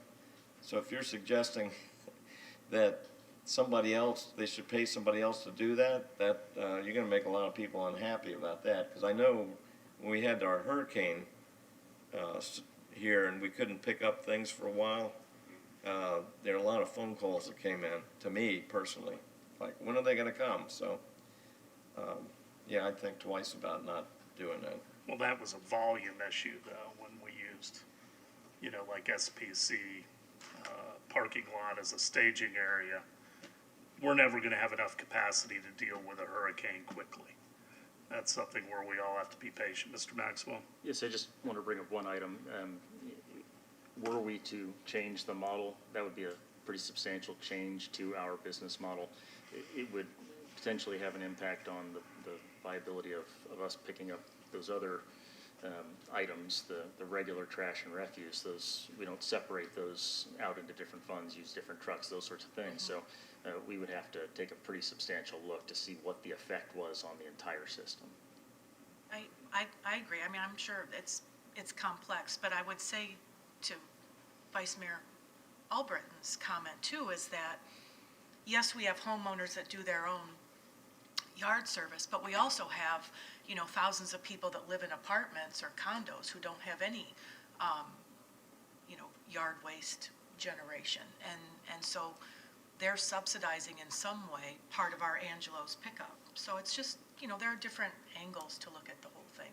I don't mean to put it on, a big study agenda, but it is something to look at. That's all. Any other questions or comments? Consent? Thank you. Thank you. 9.1. For the 2021 state legislative agenda, council members, in your agenda pack, I provided a list of our draft priorities for next year during the state session that we're working with staff as well as our big lobbies to identify some of the appropriations and legislative issues. For instance, this year we will be pursuing some resiliency components of Imagine Clearwater as our appropriation request, and our lobbies have been contacting and working very closely with our House and Senate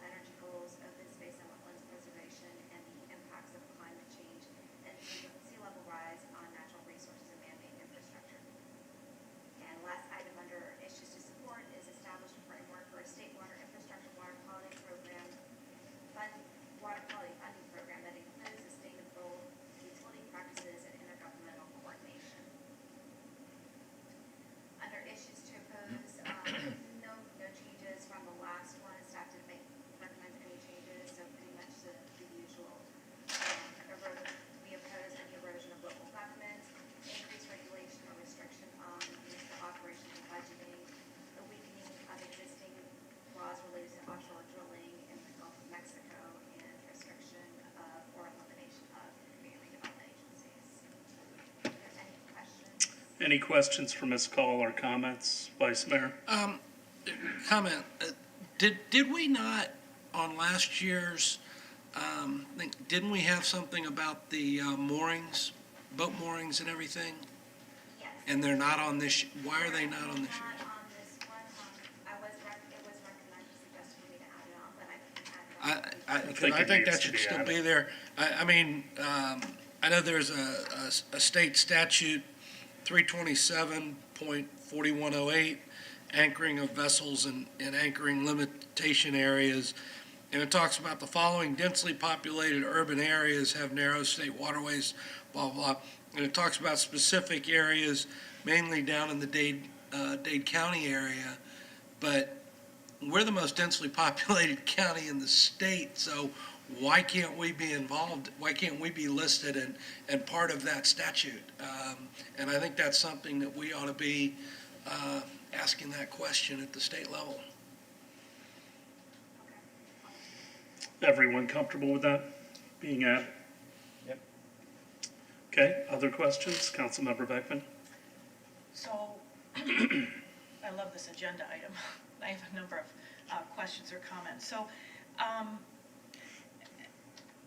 up here, I would, under 2022 state legislative priorities, part of my agenda item further down as discussion is more citizen engagement in our legislative priorities to try to move the needle at the state level. So I was wondering if we could consider, under the statement that says the city will seek funding through grants and other sources to assist all that business, if we can also add something like, the city will also strive to inform residents of legislative initiatives that will impact the city and their quality of life, with the goal of more citizen engagement with state legislators to advance the city's and residents' best interests and protect home rule. So, because part of my question under issues to support at the middle of the document is, what does support mean or look like? What does that mean? Do we all write letters individually to our state legislators, to our local representatives? What is it that we can do? What is support? So that's, yeah. So the items identified on the legislative agenda is one for our lobbyists, so that they know what items that we want them to advocate. And of course, that changes during the session. But also during session, when I provide those updates from either our lobbyists or from the Florida League of Cities that are requesting action, I will share that information. So it's really either A, council members can send an email to support or oppose a bill, but also at the same time, it's just letting you know here, if the council wants to have if council wants to draft a letter on behalf of the city, it's either A, you can direct me to do that, or council as a whole can do that. But so it really is, I wouldn't say at this point it has not involved the citizen level participation, but it really has been when I share that information to council when asking for an email, please support, or then it's for council members to send an email, or I will go ahead and contact our lobbyists and say, there's a hearing scheduled next week, please be present, and this is the city's stance on the position. Okay. What do you all think about adding to our goal as a city that we will, seek to engage residents a little bit more in advocating for our priorities and for their quality of life issues, that they're really busy not paying attention to what's going on. So here's an example. I don't understand what you're trying to accomplish, so. Well, so here's an example. This Wednesday, November 3rd at 8:30 a.m.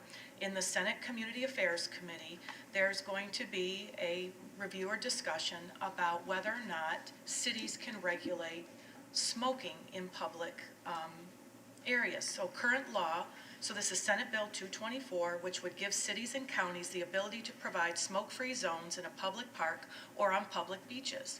Current law prohibits local governments from setting up reasonable smoke-free zones so that our residents and visitors can enjoy public parks, playgrounds, recreational fields, and beaches without exposure to unhealthy secondhand smoke.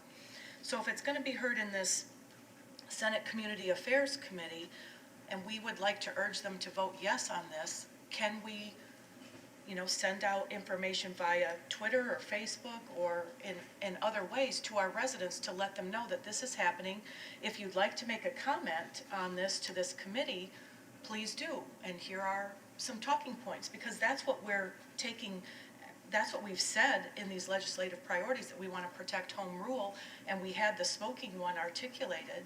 So is it just the 5 of us that are going to engage, or can it be 116, well, not, children, but can it be, 50,000 residents that are also informed and engaged?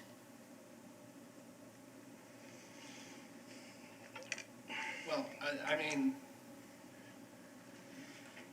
the way I look at that is every resident has the ability to email, call their representatives up in Tallahassee and let them know how they feel. They've always had that ability. Right. I think in most cases, one of the reasons we're sitting up here is to represent them and to make that determination. If we feel, that smoking in public areas is something that needs to be addressed, we have the ability, even as individual council members, not as a body, to call our representatives and say, look, the people I talk to and the people I represent are telling me, this is something we need to support, or this is something we probably shouldn't support, depending on the issue. But it's always good to have I have no problem with trying to get the message out, but I don't know, it's kind of you can lead a horse to water, but you can't make it drink. So, we can get the information into the hands of the community and the individual citizens, but, we can't make them write the email. Right. So, I'm just asking, can we look at ways to do a little more to inform them about what's going on in the legislative process? My concern is, first of all, if we are going to do this at the state legislature level, why aren't we doing it then on the federal level for our senators and Congress people? And why aren't we doing it on the county level to inform them? And then what I worry about is, who are we going to have do this? What staff is going to monitor all this and tell us which bills are parallel to our desires as a city versus ones that run counter, and getting that information out? I mean, we have our lobbyists, and as Ms. Call was saying, the reason we put this agenda together is that gives them our priorities for things to look out that we're concerned that they're going to impose upon us, or things that we want them to support, which then is our responsibility as a body to call those legislators that we have a relationship with to somehow, hopefully, move them in the direction that we want them to be. We really follow county things more by word of mouth and relationships between the council and our staff. And then we have a federal lobbyist that does a similar job on our federal issues. But Ms. Call, can you tell me, if we decided that we wanted to follow all the various committees and issues that are going on in Tallahassee, what that process would look like and the resources that would be necessary to do it right? So, I know that the suggestion, Councilman Beckman raised the suggestion, that a couple of other cities in the area have created these web pages with some bills. Now, what I can do is I already track a lot of bills that are presented at the state level, through the state house's, tracking system. So we can identify a few of those main ones that, work in conjunction with, or like that,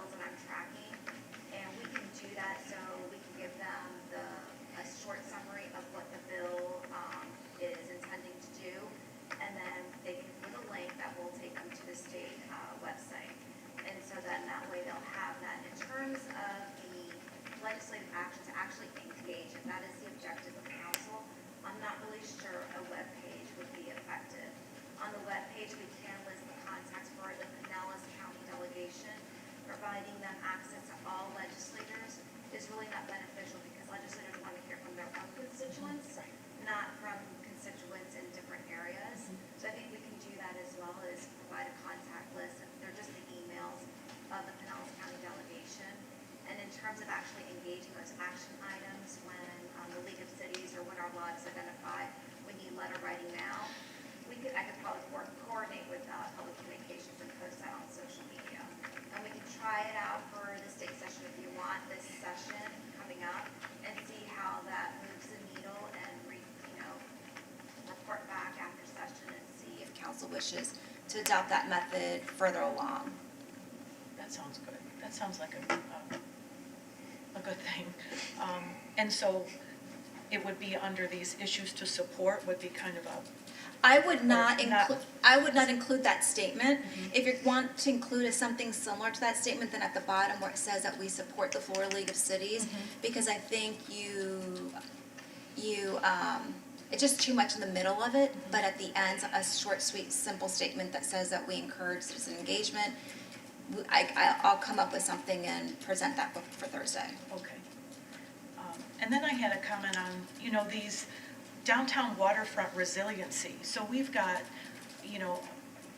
almost $5 million that we have dedicated to Imagine Clearwater that deals with waterfront resiliency, mediation, really, right? So we've got this wave attenuation wall and site fill and dealing with the stormwater control. These are dollars that have already been part of our $90 million Imagine Clearwater Park, right? 84. 84? Let's not escalate it to 90. Don't take it up. I thought it was 89, and I was just gonna tell you, I think it's gonna be closer to 90, but whatever, 84, whatever you wanna call it, our multi-million-dollar Imagine Clearwater. So these have already been allocated and they're part of our price. We're just looking for reimbursement from the federal government, or state government on these, right? Okay. That is the area that the legislators thought we would have the best opportunity. Remember, we asked for 10 last year? It got vetoed. After talking to our legislators, both in the House and the Senate, that was the best way to package this for approval potentially this year. One thing that struck me as, the environmentalist here, and I'm not going to, I'm just gonna say, we've got $2.5-ish million on mediation and only $250,000 allocated towards, stopping carbon emissions, reducing carbon emissions at the source. So when we're putting money over here to try to deal with waves that are crashing in and building up Imagine Clearwater sites so that it doesn't get washed away, we're only allowing we've only allocated $250,000 to try to reduce the carbon that's causing or contributing significantly to, these challenges. So I see an imbalance there, that's all.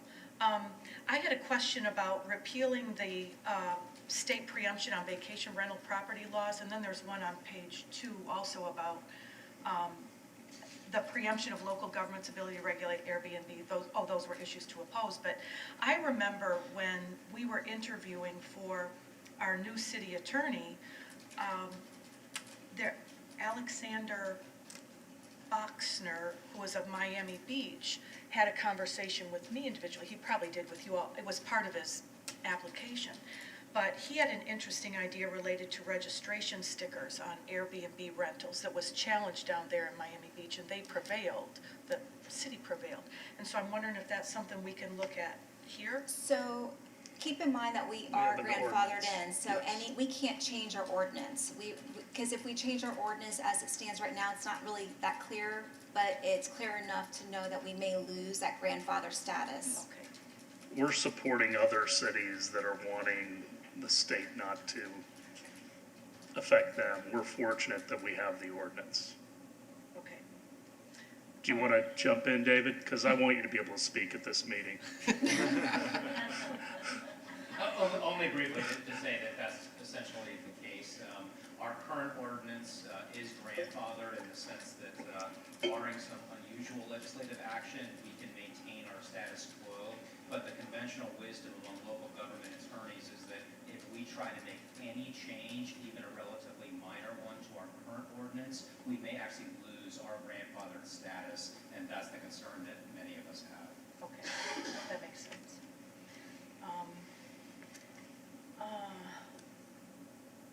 on the bottom of the first page, it says, provide intergovernmental coordination that supports. And so I wanted to know what our feelings were with intergovernmental coordination. What does that look like? Because next week, the county is going to be looking at adopting renewable energy goals. And one of the interesting things, you know, and I applaud them for moving forward with that, but it was kind of a financial incentive that pushed them that way. But as the county is getting ready to adopt these renewable energy goals, how are we coordinating with them? And, you know, we also have, you know, such as clean energy, land conservation, smart growth, a planned transition to 100% renewable energy goals. What does that look like? That says issues that we support, but what are we doing to demonstrate that, other than telling our lobbyists at the state level, this is what we like and go do your job?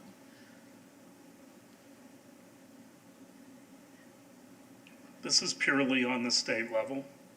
We're trying to get all the levels of government within the state to communicate with one another. And if there's projects that are mutually beneficial, that we can coordinate with one another. That does not mean that we can, as a city, go individually and do our own projects. But that there might be incentives, I think, is really the bottom line to do so. And perhaps that there will be more governmental money that will flow down to partner with us. I mean, we're always better off when we're putting something into the process. As I always say, most levels of government above us, they look at it like God. He helps those who help themselves. And when we have money that we're kicking into a project, then we are more apt to get support from government levels above us. But did you have something to add? No, I mean, I'm good with this list with the addition of the mooring field item. But to Councilmember Beckman's point about, you know, the solar panels seem like a low number. I think this number is associated with, when you look at the overall park itself, this is how much roof area there is available with the way it's being designed to put solar panels in the park.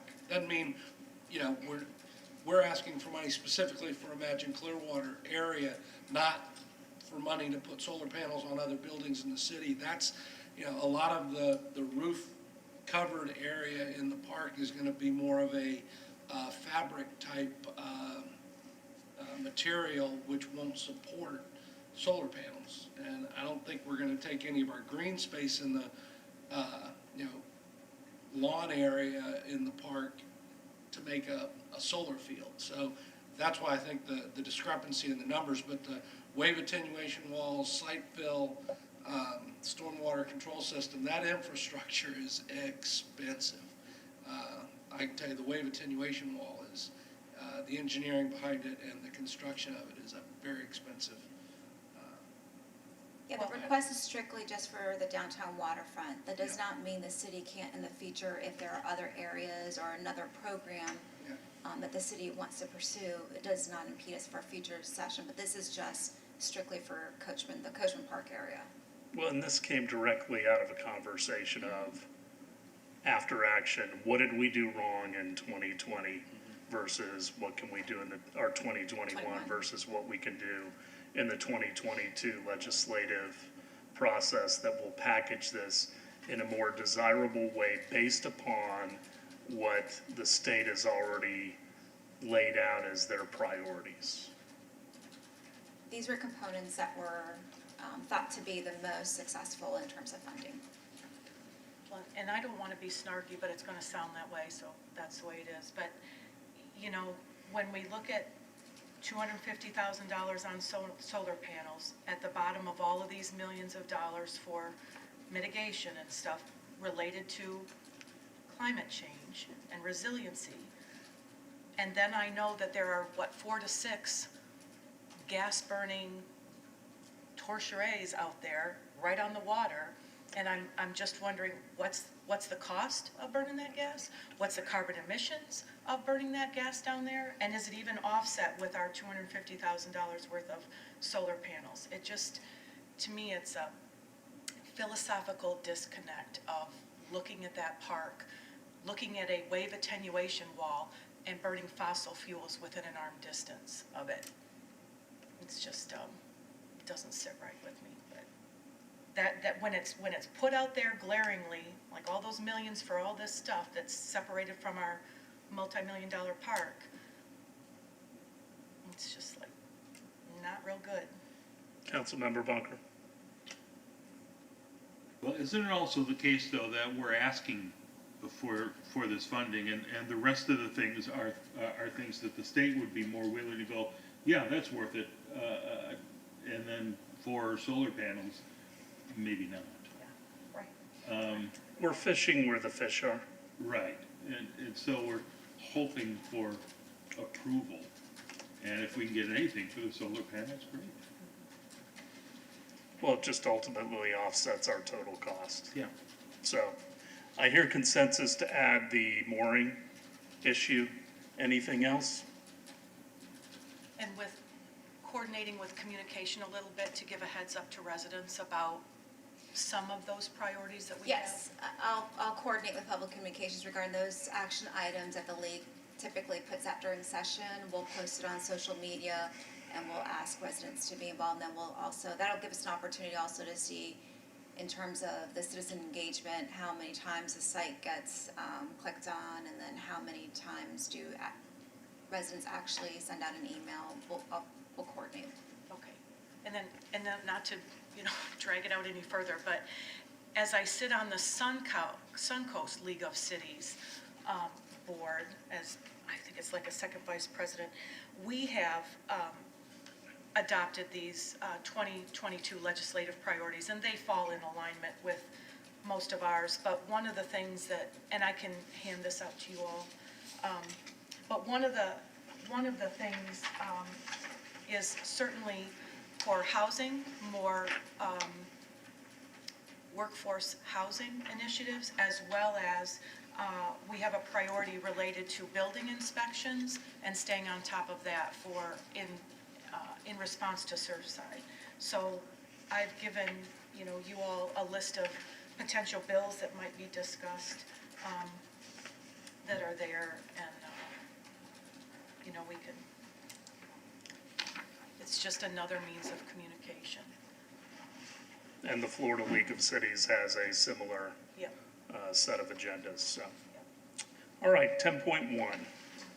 Thank you, Mayor. Approve an amendment to the legal services agreement with Manson, Bowles, Donaldson, Barn for representation and litigation regarding ownership issues of the Seminole boat ramps to increase the not to exceed amount from $75,000 to $100,000 and authorize the appropriate officials to execute the same. Mayor and Council, this item is one that Ms. Aiken and I discussed before she left, and I've also been briefed on legal issues by Mr. Fumino. This litigation, in short, involves a quiet title action for the Seminole boat ramps. It has evolved into something far more complex than what it should be, mostly due to the litigiousness of the other side. I don't want to say too much more than that, since it is an active litigation. I'd rather discuss it one-on-one instead of at a public meeting. But based on my conversations with Mr. Fumino and also with Ms. Aiken prior to her departure, I do believe this will be the final appropriation that should be requested in this matter, at least as far as legal fees are concerned. Any questions for Mr. Margolis? Councilmember Beckman. I understand that you think this is going to be the final appropriation. Do you have an idea of when it'll be finally settled or decided, like a time frame? There is some discussion over us going to a second mediation in this case. There was an initial mediation that was not successful. I have some thoughts on that, which I'd better share privately on that. I think it's probably best if we discuss it one-on-one. Sure. And that second mediation might happen, within the next couple months, or do we? If we go forward with it, it would likely be within the next couple months. Okay, thanks. Consent? Yep. Yes. Any questions about second readings 10.2 through 10.5? Anything else, Mr. Margolis? No, sir. Mr. Maxwell? Just one quick item, council discussion here. As we've had our cases drop in Pinellas County, we've lifted some of our city restrictions related to masking and the like. The one thing we still have at the council meetings is the thing that affects you all most, which is these plexiglass shields. It does have an impact on the audio as well. Wanted to get your sense on whether or not you'd like to continue with the shields at the meeting or not. What's your druthers? I'm fine either way. I just don't want to take them down, then have to put them back up again if we have another spike. Councilmember Beckman? I think they should remain up. I think the CDC is recommending if you're inside with people that you don't know, you should remain masked, right? I mean, I think that's their guide. I would follow the CDC guidelines, so if Javon Graham would like to comment or something. Joelle, how badly is it affecting the audio? Seeing as you've been tinkering with audio all morning. Joelle Castelli, Public Communications.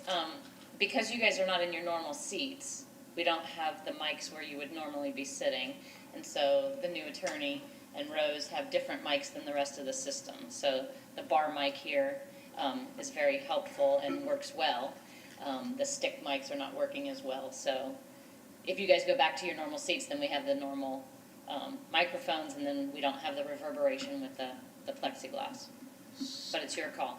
So, Vice Mayor. are you, so basically, if we take these down, instead of me having this. You no longer get the executive suite, penthouse. I no longer have an executive suite, we would all compact ourselves back up. Okay, I mean, I like everybody up here, and I know everybody up here, so I don't have a problem, I'll go with whatever the flow is here. Well, whatever decision we make, we're also making it on behalf of all the advisory committees as well. I'd probably say just leave it up for the time being, Mr. Maxwell. A little longer. Okay? Anything else, Micah? All right. Councilmember Albritton has asked to push the PSTA for Pinellas to Thursday. Yes, sir? Yeah, I just wanted to mention the Gulf Coast Safe Streets Virtual Summit starts November 2nd through the 4th, and everybody's invited to be on that. And then in that summit is the Bike Walk Tampa Bay on November 5th. It's kind of attaching onto that. It's after the Gulf Coast, but that is also a virtual summit on Friday, and you can find that online. And I'll give you some updates on both PSTA and Fort Pinellas Thursday night. Okay. Councilmember Beckman, citizen engagement during the state legislative session. Did we cover that during the I think so. other item? Okay. And any new business to be agended in the future?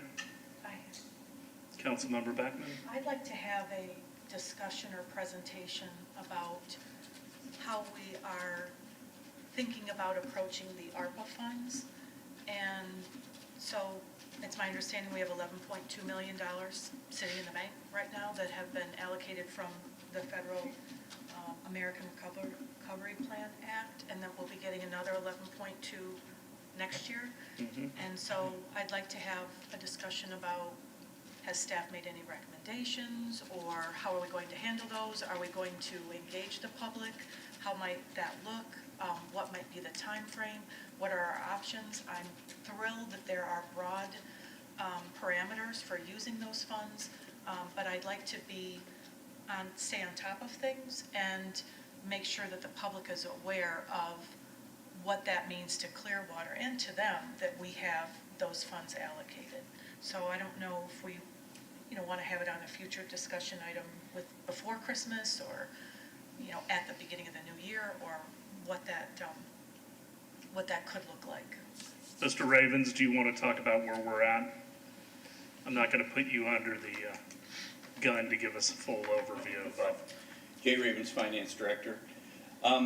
Unfortunately, we still are waiting for Treasury. final guidance from the Treasury Department. All we have so far is the interim rule, the interim guidance. They received a lot of feedback from governments with issues and concerns regarding the interim rule. I'm sure from your professional organizations, you've seen some of that. Based on that, we can only go so far with spending the money under the assumptions that we have currently. So we are earning interest right now on the money. That interest is not restricted. That is available to the government. So the delay isn't hurting us other than it's going to make it, it's not getting assistance out based on what we ultimately decide is the best allocation of those monies. So it's delaying those projects, and we do have a timeline of 2026, I believe, to get the money committed, 2028 to get it spent. So we do have, the clock is ticking on us as far as using the money, but that's where we are right now. We do have a task force right now that is looking, is coming up with some recommendations to be vetted via city staff and ultimately brought forward to the council. Well, I want to thank you because I think, first of all, there are some cities and counties that are already spending the money. And I don't know that that's completely appropriate, seeing as we don't know the rules of the game. But I think I would agree a presentation would be good, Councilmember Beckman, and I think we also ought to start to build some parameters around the direction that we would like to go with the knowledge that we currently have. My concern is putting it towards things that increase our O&M down the road. So that is kind of a guiding precept for myself that I don't want to see. But Mr. Maxwell, you had something to add? It was the task force piece that Jay talked about. I know Okay. Mr. Jennings, as he comes forward, has a number of ideas about the funding as well. In the next couple of months, we should be able to bring something forward to have a more robust conversation about the usage of the dollars. So. Councilmember Beckman. So, thank you very much. My ears really perked up when you said that it's making interest and it's unencumbered interest. So how much money is it making? Well, It's in our cash unfortunately, accounts, not What? much. unfortunately, It's not a lot. given 11.2 million? we're talking about a 1% interest rate or less. Because that we can't earn on invest, the it's monies not currently. invested anywhere, it's just sitting in a bank like No, earning. actually, that's what we're earning on 3 to 5 year treasuries and other agency investments. So there's not a lot of interest to be had that's not, that doesn't involve substantial risk, which isn't something that we I delve would into. assume we're with not city allowed to operating put it in risk assets. Yeah. I would hope. So I don't do math that quickly. So if we have 11.2 million, are we getting like 100,000 a year? Anything, what is it, like something? Yeah, I think you'd be looking at 100,000 a year Okay. at best case. Okay, so we get 100,000 free money. What are we gonna do with it, right? Per year, and we've only had it a number of months, 6 months or something? April, May, June. Right now it goes into unrestricted reserves Okay. like any other monies, and council will be basically addressing the prioritization of that via the budget process. We'll look forward to that conversation. Anything else? All right, we're adjourned until Thursday.